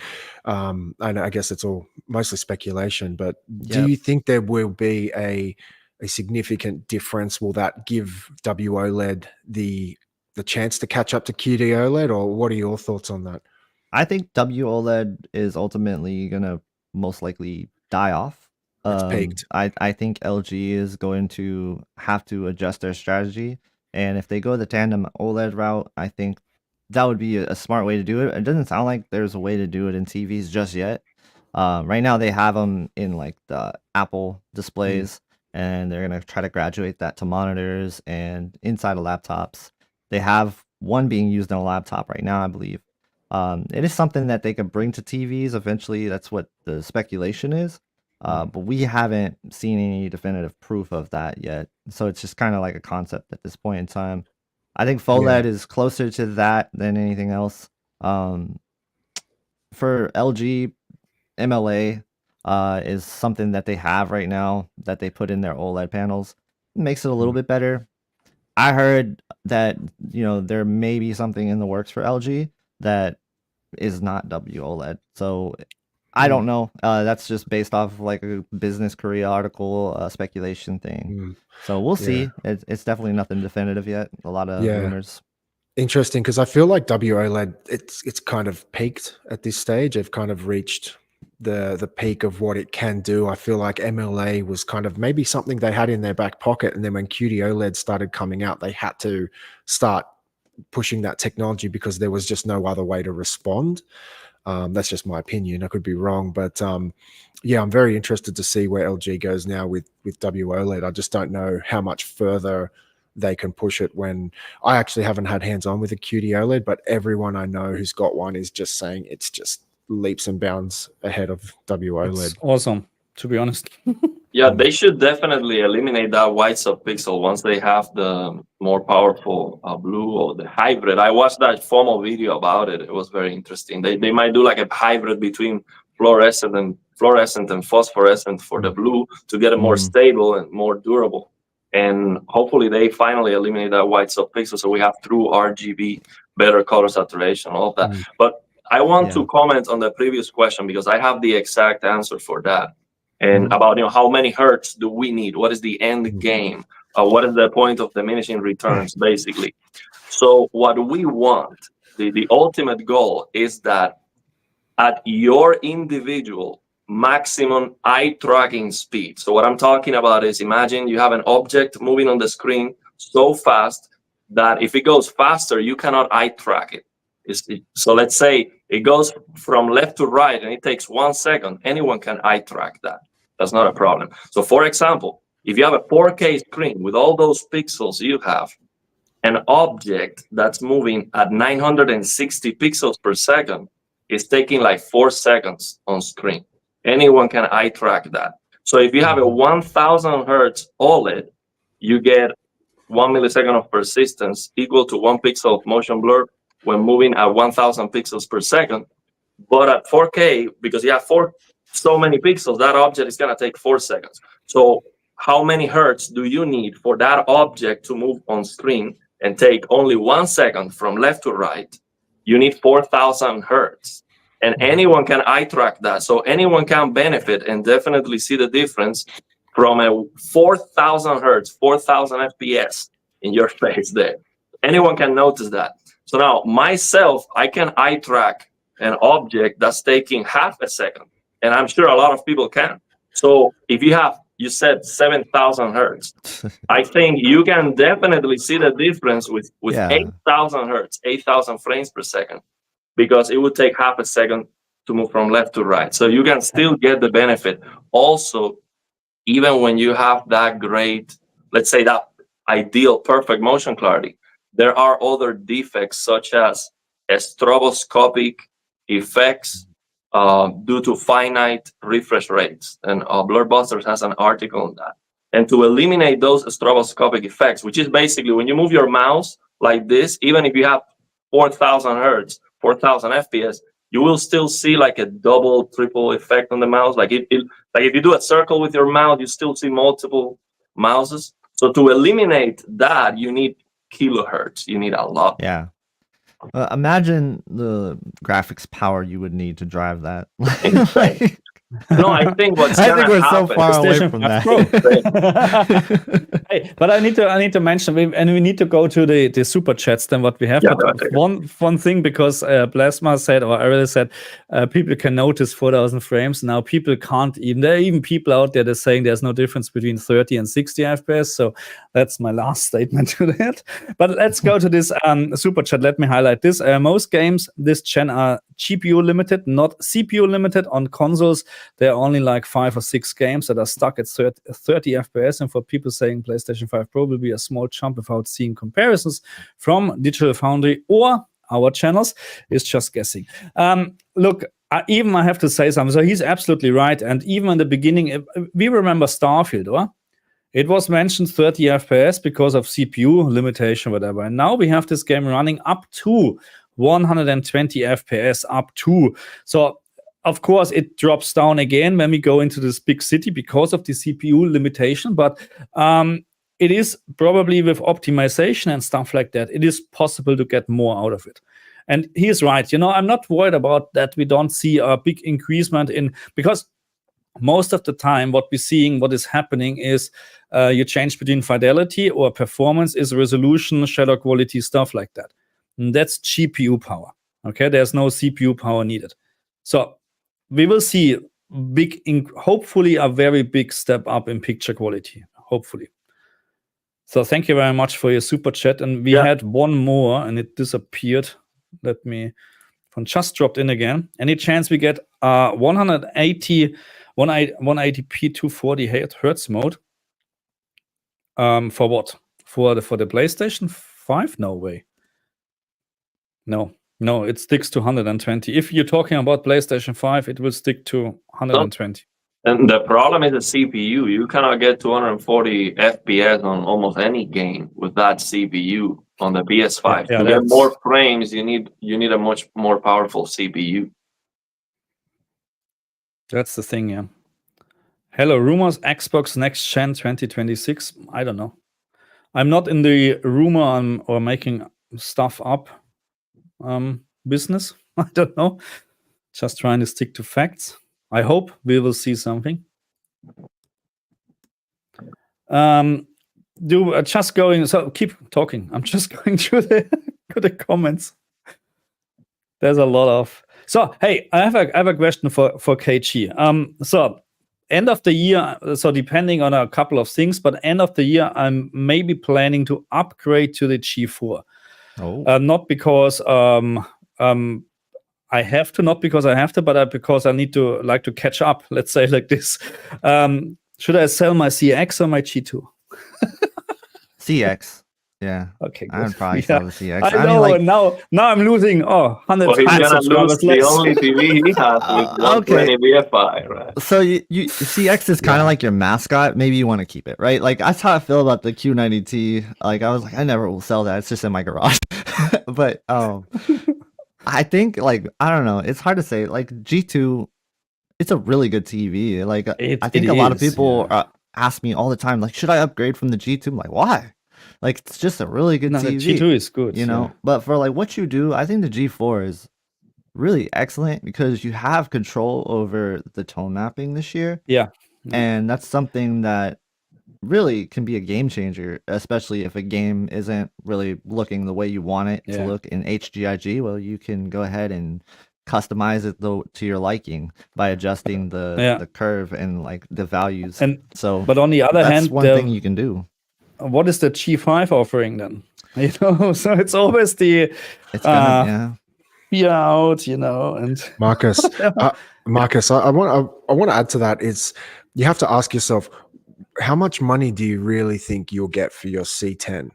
Is it worth it to get rid of it? That's what I mean. So you have to ask yourself, is it really worth it to get rid of it for a few $100s? No, but the thing is, it's also about space at some point, because I don't know. I mean, there are a couple of, I can put it in a different room, but it would just sit there. So I rather give it to someone for less money, and it's. But what I also noticed, and that's also a question on on all of you guys, have you actually noticed? So I noticed on my CX, it's starting on the top. I'm losing some pixels. They're dying off. It's now probably 2-3 millimeter. Where it's just black. So it's looked like the electronics or whatever is causing this. It's not a pixel fault in general. I would say it's just not possible for the display to display anything anymore. That makes it harder to sell because if you're going to sell it to someone, most people won't want to touch it when the pixels are going. But believe me, it's all about money. When you are saying one thing, I was actually going to text you about this last night. One thing I noticed in Australia, the price of the G4 has gone through the roof. So when the G4 launched in Australia, I think it was around $10,000, and there was a very early sale where I purchased mine for considerably less. I think I paid about 6,000 for the 83-inch G4. And just yesterday, I was looking up prices, and the G4 is back up to $10,000 across every retailer I could find. And I don't know if that's just a normal part of the pricing cycle, but I'm just very surprised at this point that the G4 has gone up to such a high price range. So I think you'll be waiting a while if you want the prices to drop again. I just don't understand how they can do that. Like, that's a $4,000 difference. And I'm sure when I purchased the TV, they were still making a huge profit. So it's just insanity, the prices, how they can fluctuate. Yeah, I don't know what's going on, but I would, I think the G4 in my size, what I like, 65-inch is around $5,200, which is insane. 5.2 that's just for a 65-inch. That's Yeah. insane, bro.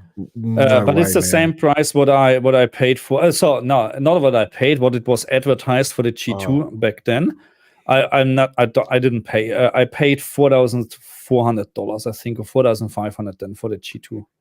So because I said, Wow. now here's my cash. You take it or leave it, and they took it. Wow. So no, but that's no. Anyway, so thank you very much for the super chat here, buddy. He has to leave. That CX has better color saturation than all your TVs. I have the S95C. Okay. Yeah, But yeah, so you lose on that's that. not true. Yeah. That's So you not lose true. on that. But anyway, so it doesn't mean that it looks better on the S95C, because you can make it very, very bad looking on the S95C. Oh, by the for way. sure. Out of the box. Yeah. If you don't change anything. Out of the box, yes. I mean, the S95C is actually it's not really that bad, to be very honest, compared to what I have seen with the S95B I'm talking about game mode. back then. Yeah, Yeah. I'm just talking about with okay. the contrast enhancer on. high, out Game of mode the is box. It's game mode like, is contrast enhancers on, which is oh my god, this looks interesting. Turn it off. Yeah. Oh, that's better. yeah. What's this one? Native Yeah. 4K full ray. Go ahead. Yeah, I highlighted this comment because this is interesting. Native 4K 30, full ray tracing, path tracing, even 4090, best variant cannot do it with the best CPU currently. So, I mean, what I don't want from this PS5 Pro is to start pushing, ray tracing games on the console, because, I mean, it doesn't make any sense in my opinion. And you have some games on the console with forced ray tracing, even on performance mode. So you're losing a lot of resolution to push something you cannot even see well, because it looks so blurry. And yeah, even on the PC, in my opinion, ray tracing doesn't make any sense whatsoever. It's just something you turn on. Oh, it looks cool. Yeah, Digital Foundry is right. It looks more accurate or looks nice. But who is gonna play like that? Especially if you spend 4090 kind of money on a gaming PC. Are you gonna play at 60 FPS with DLSS performance? That's like upscaling from 1080p. That's not a high-end experience. I don't care how good the lighting is. That's not a high-end experience. So Well- I believe that ray tracing, and I hope it's just a buzzword to sell, PS5 Pros to have something else as a selling point for people who don't know. But they should never push ray tracing on the consoles, in my opinion. Yeah, it's like they were Yeah. using teraflops before when they were launching the consoles. That was the buzzword. Yeah, it's gonna be a Yeah, light yeah. version of ray tracing. Let's be real. Like, they're not gonna go full on. No, of course. But look at Yeah. what happened with Hogwarts Legacy, 30 FPS, and that's your ray Yeah. tracing. Those Right. reflections looking kind of super low res, honestly. I was playing The Last of Us today. I was playing The Last of Us, the remaster, the first part. And the reflections, they are not ray trace reflections. They look very sharp, very nice. There's no ray tracing whatsoever. It looks amazing. Red Dead Redemption, you look at yourself in the mirror, you see some reflections that look very, very good. No ray tracing. So there's a way to do it. Yeah. And I haven't seen any advantages with ray tracing. It is the future, but I'm playing the game today, not in the future. Definitely feels more of a buzzword than anything else. Like, I agree, and I haven't been too impressed with ray tracing from the games that I've played with it. I've seen some really cool examples of it, but in actual playable games at good frame rates, no, it's just really not worth. Like you mentioned, it's very blurry, and I don't want that in reflections. So No, that's not true, Ronnie S. They only see our comments if we pay the super chat. No, look, we have a lot of comments going on. I'm going through the comments, but I even can't follow up at the moment. And if you don't put a Q in front, I don't know if you like to highlight this or whatever. You know what I mean? No. So we're trying to pay attention to the comments. And it's not just about super chats, okay?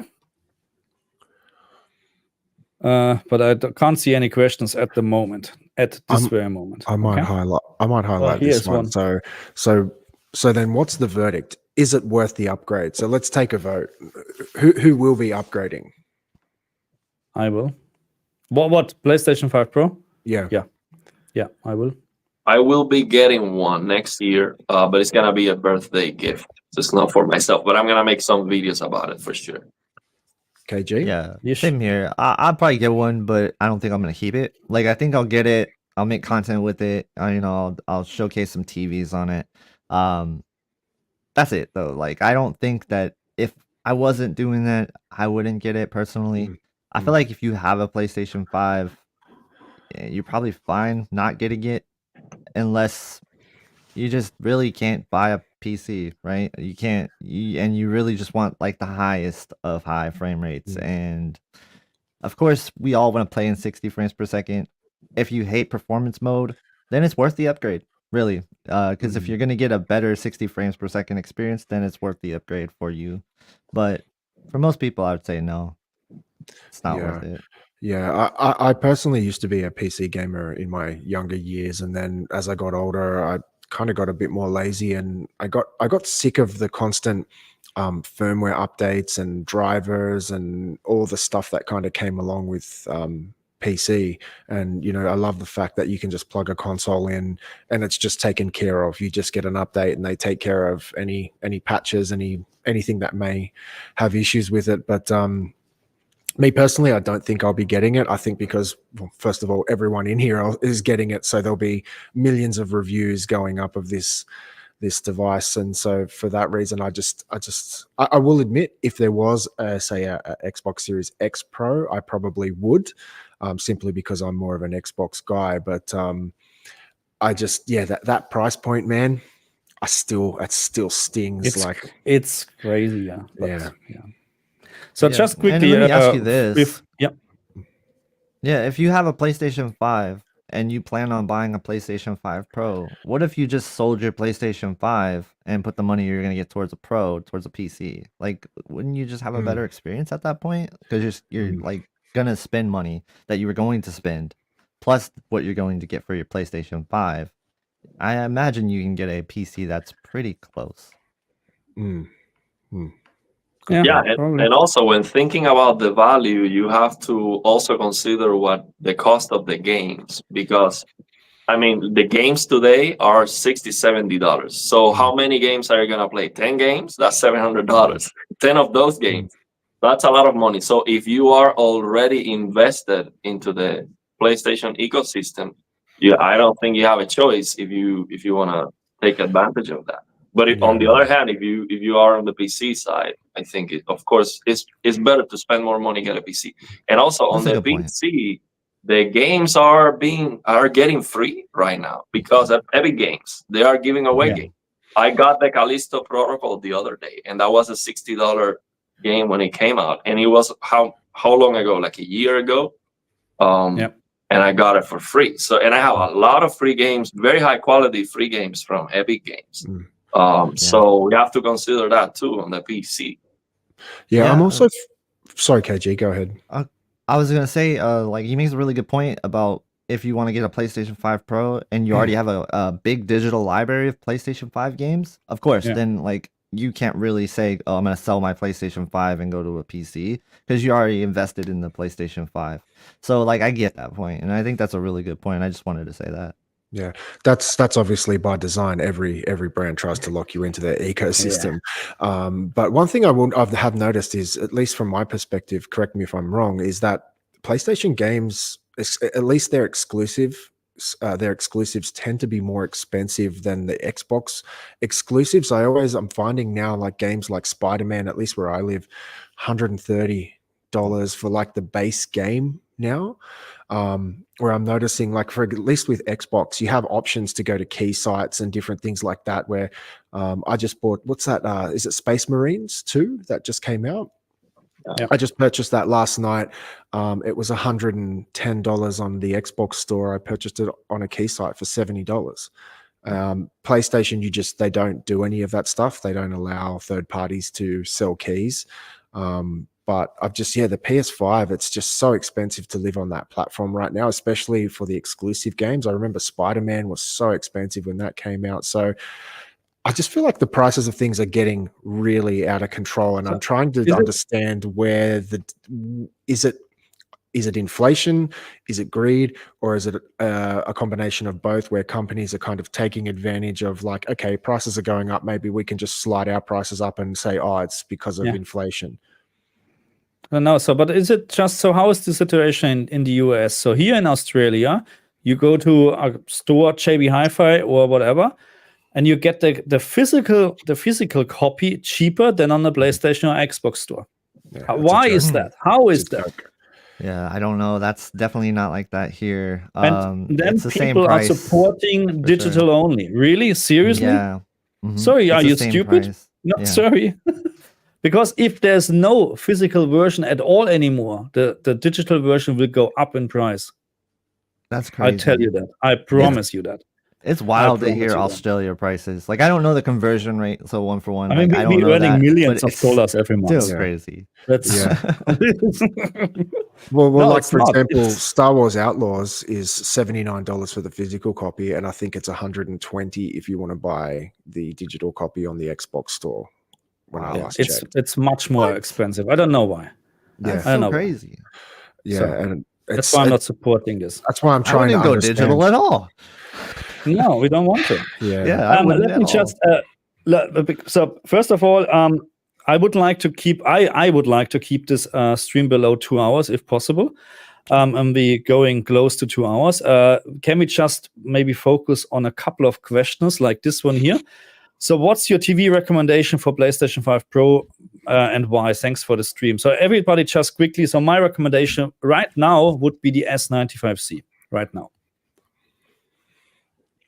Ariel, what would you recommend? That's right what now? I said before. S90C. By the way, S90C, I would say, because of the price, I saw yesterday actually in Costco an S90C for $1,800, 77 inch.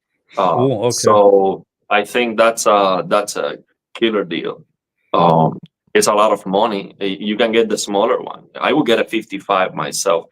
I'm okay with 55 inches. So that's what I would get. I was gonna ask you, KG, how do you know, for people who cannot tell the difference just by looking at it, how do they know if the S90D, because it could be a WRGB or QD OLED? Can you see that on the box with a serial number or something? Because we are recommending an S90D because it's a QD OLED and it has QD OLED quality, but then they might go and get a WRGB. Yeah, if you don't mind, I could talk about this for a second. So it is really confusing this year. Samsung has made it like completely just really hard to understand which one you're going to get. And I understand that in most regions overseas, it is a mixture of WOLED and QD OLED for sure. So what you want to look at is pay attention to all the model SKUs of the S90D, and you want to make sure you look at the last 4 letter number combinations. So in the model number, it'll say like UXLL or something like that. Whatever. It varies for each region, but take a look at the 42 inch, the 48 inch, and 83 inch. That can only be WOLED because they don't make QD OLEDs in that panel. So you look at those, and if they match up with the other sizes, then you know it's a WOLED. If the last 4 are different than those, then chances are it's a QD OLED. And the QD OLEDs can only be in 55, 65, and 77. So let me ask you something. Fact, are there already lawsuits about this? No, there's no lawsuits. No. And how about online? Like if you order it online, how do you know that? So if you look really closely, if you're ordering online, again, the model numbers, that's the best way to do it. Oh, okay. But pay attention to like the buzzwords that they're using. So if you want to know that it's QD OLED, it's going to say 144 hertz. Okay. Gaming up Yeah. to 144 hertz. If it's a WOLED, gaming up to 120 hertz. Even though there is WOLEDs that get up to 144 hertz, the Samsung OLEDs that use the WOLED, they don't go to 144. They go to 120. So that would be a good indicator of knowing which one is which. And I would say, like, if you have a choice and you can get the QD OLED, you get the QD OLED. It is just going to be superior in color brightness, in brightness. But I would say that, like, if you have to go with a 42-inch or a 48-inch and you're going with the S90D, for example, I don't think that the S90D, like QD OLED to a WOLED, is a gigantic difference in terms of brightness, but it is in color brightness. So, like, it won't be a system shock in brightness. It's not like if you're taking, say, an S95D and then going to a WOLED. That's a system shock in brightness and color brightness. But the S90D is kind of, I don't want to say it's like a nerfed version of QD OLED, but it's not like the full capability of a QD OLED. So S95D is definitely on a different level than the S90D. Get that if you can. If you don't like the screen coating, I totally get that. That's a different story, you know. But S90D in my region, I don't know how it is for you guys, but it's very similar to the price of an S90C. Okay. So since they're so close in price, I would get the S90D. But since we're talking about, we're talking to probably a few viewers overseas right now, since you guys are overseas from where I'm at, then I would look at the S90C because there's no guesswork there in terms of if it's a WOLED or QD OLED. Yeah. So you have that. So there is ways to know if you look at the last four. But if you don't want to even bother with that, just get an S90C, especially if it's cheaper. If it's cheaper, if it's like much cheaper, definitely get an S90C. Yeah. But let me No ask you, doubt. do you have a chance of getting a more updated panel with the S90D than the C? There has been no real indicator of that yet. There hasn't been any reports of that yet. So as far as I know, it's a second generation panel. So the only way you can get a third generation panel, as far as I know, is S95D. So S95D is the only TV currently sporting a third generation panel, to my knowledge. Okay. Now, the A95L could have it, but I don't think that there's really any confirmation on that yet. So I'd say S95D is the best way to do it. Like Classy says, you can get an S90C and unlock it to an S95C. Very something definitely look into. For sure. So, okay, Adam, what is your take? So you can actually talk about the G4 because you have the G4 at home, and you can also talk about this issue. Maybe I wouldn't say it's an issue that. I mean, it's getting warm here, but our ACs are pretty good. Oh, look, in relation to the last question, I'd recommend an LG TV simply because I spent a huge amount of money on an 8K Neo QLED 85-inch, and that was probably one of the worst TVs I've ever owned. It progressively failed and got worse, and I had so many problems with it. So for now, I'm a little bit butthurt with Samsung. So I think it'll take me a year or two before I kind of build up the courage to go back to a Samsung. I've had a couple of issues with LG TVs, and LG's always been really good. And to me, that's a really big thing. But in terms of the G4, man, I haven't had any issues with heat. I would say the 8K Neo QLED was a space heater. That thing used to get so hot, it was unbelievable. And the amount of power that thing used to draw, it was nuts. So if you're worried about the G4 heat, I think it's a non-issue in my opinion. So let me ask this. Maybe that's one of the last questions we're going to answer. Sure. So I can actually answer this very quickly. Why recommend S90C over the C4 G4 just brightness? No, it's if you're a gamer. So this is also, of course, if you're a gamer, I would recommend always the QD OLED over WRGB because of you have the better colors, full stop. And we're not talking about you have a more vibrant picture. You have just no color loss, in certain situations, where the LG OLED TV starts to fade out the color. Is this the right word? Probably, yeah. The QD OLED just stays the same. And more important is actually No dirty screen effect. Not a single issue at all with the QD OLED. So if you have, if you pan your camera in a game, whatever you have on the sky, whatever. So usually on the CX, on the T2, you can really see a couple of vertical banding stuff or whatever. On the S95C, I have to look very, very, very closely to see anything. It's absolutely clean, and this is what I prefer. I like a clean picture. Yeah, can I jump in on this? Like, I think sure. when you're talking about why recommend a S90C over a C4, it's more than just brightness. I won't recommend a S90C over a G4, by the way. I think the G4 is a better TV than the S90C. So they did fix a lot of the issues in past LG OLED TVs. So the G4 doesn't have the color brightness loss that the C4 has, that the G3 has. And so that's the biggest reason why I can't recommend the C4 for gaming, because if you look at it compared to even a Bravia 8 OLED, the color brightness is just not as good. And what I mean by this is the actual color vibrancy is not going to be impressive at all. So you're going to look at something, especially if you get to see it side by side, you just lose like the whole entire illumination of a color, pretty much. Like neon colors, for example. Like if you're playing a game, say Cyberpunk, and you have like bright neon signs, neon green, like neon violet, like purple, magenta, whatever, any of those colors, you are going to see it struggle next to a QD OLED, and a QD OLED is just going to shine. It's going to be beautiful. So like that's the reason why I would say get an S90C. And like to your point, it's cleaner. It's just so cleaner in terms of screen uniformity. And I might get an S90C myself. How much it's going to be, by Black Friday, an S90C 55-inch? It might be like $1,000. That's why I'm saying the S90C, because that's a steal. If it gets, even below 1,000, I mean, that's like you have to get that. So, and also, I read that the QD OLED versus WRGB OLED, given the same brightness, the QD OLED appears to be brighter because of the color vibrancy. So for us, it will appear brighter, even if you measure it's the same brightness, same number, because of that color saturation. Yep. So yeah, Classy's spot on this one. Yeah. That's the thing. If money doesn't matter, then get G4 or S95T. What you prefer most? There's a big difference in terms of panel coding. That's probably the biggest difference at all.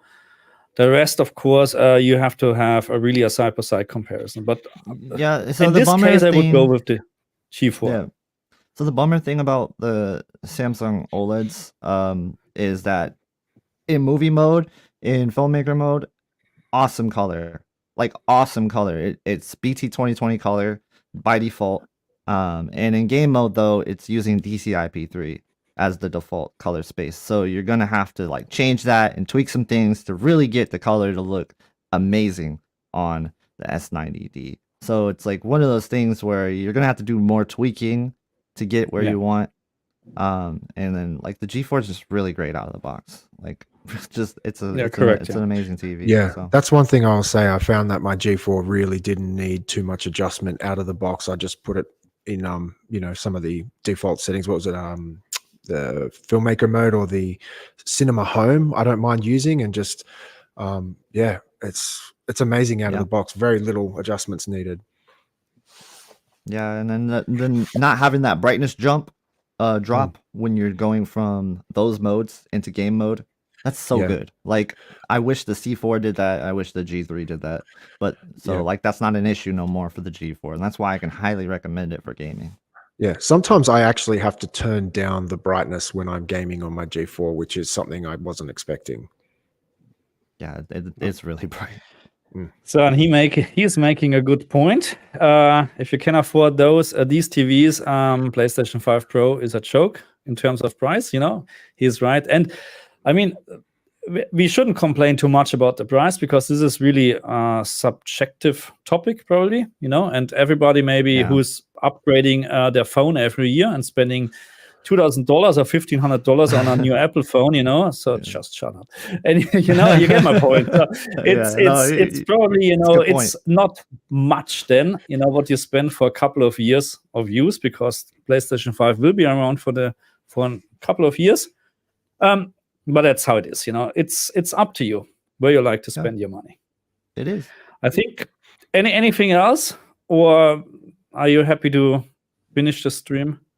I'm getting kind of hungry. Yeah, I just wanted to ask KG before we end. Do you have the chance to speak with some of these company representative at CES, or, you know, all the people? You know, I would like you to, you know, just ask them, hey, you know, 3D back if you can.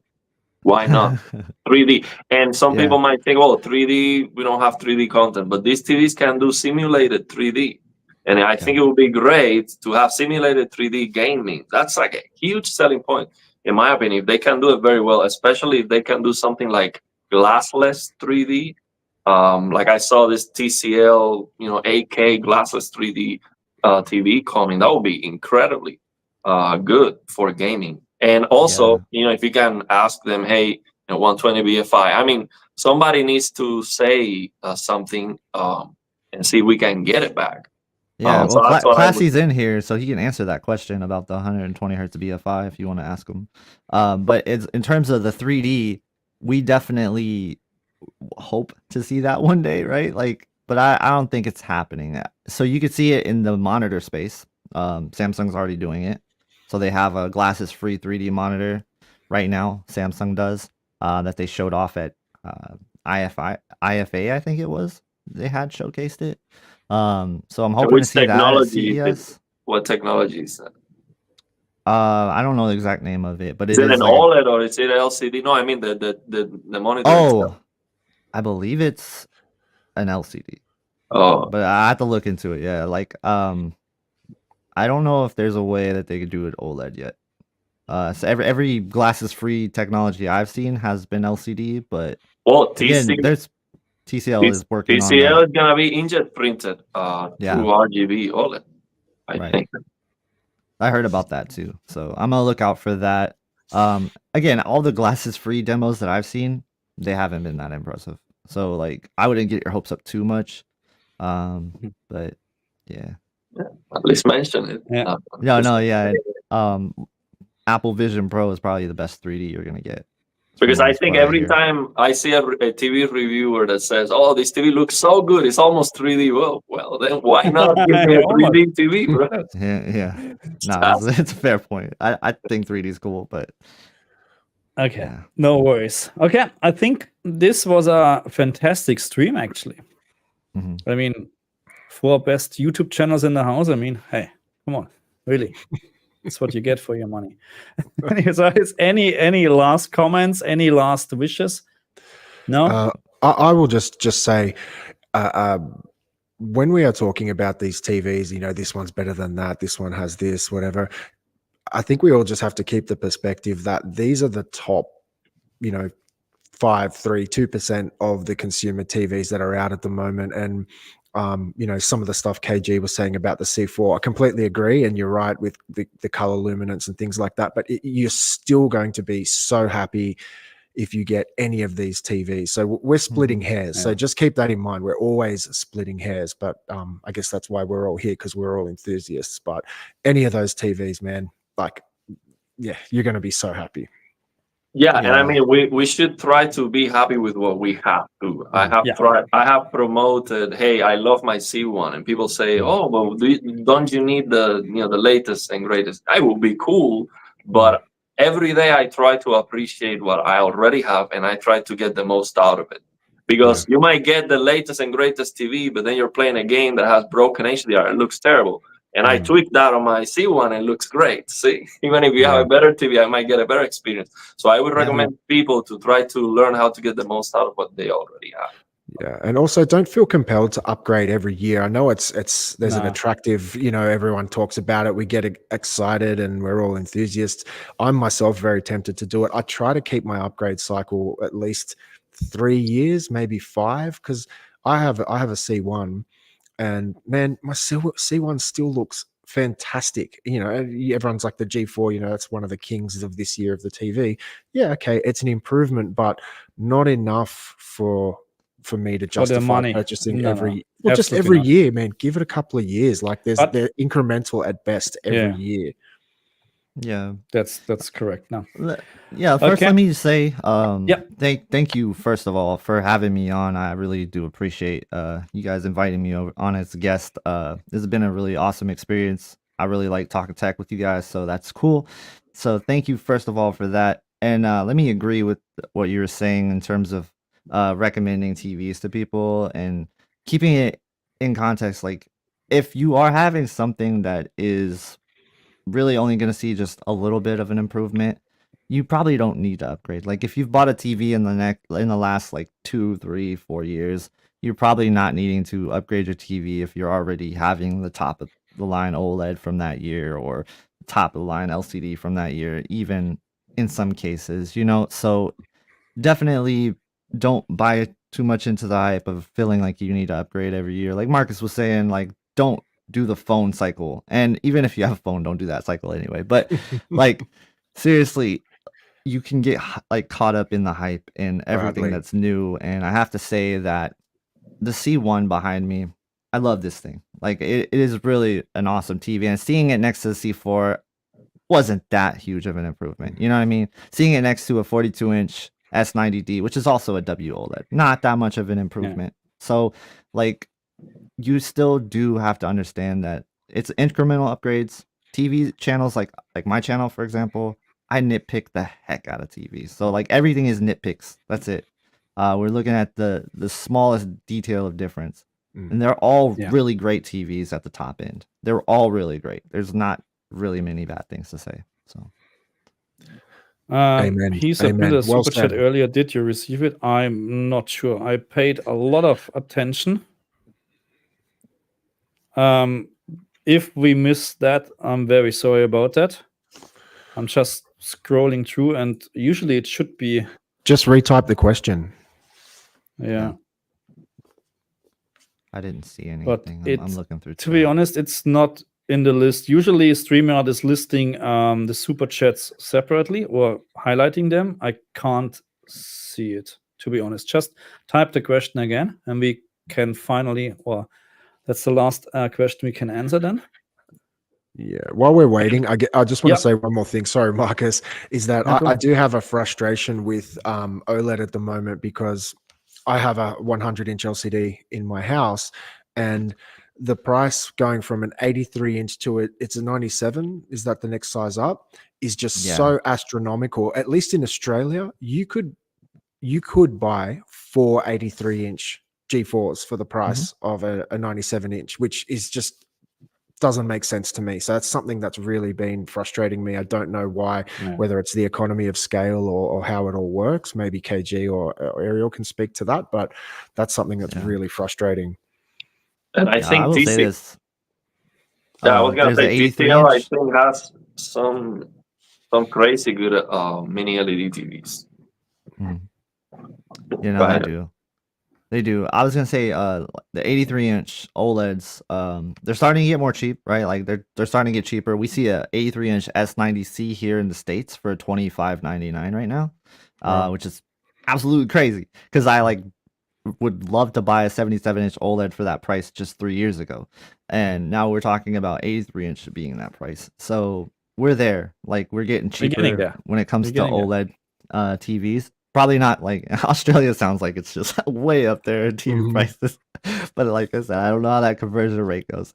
But the 83-inch, you're right. It's like that here in the States too with the G4, 83-inch G4. You could buy 4 of those to get to the 97-inch G4. So yeah, LCD definitely has like the budget like down when it comes down to value for your money. Like a 100-inch TV for $2,000 here in the States, you can get that. Like that's crazy. You could never imagine getting an OLED close to that ever. Probably in the next 10 years. Oh my god. Yeah. It's wild. So LCD is definitely a good way to go if you want to go for a big screen.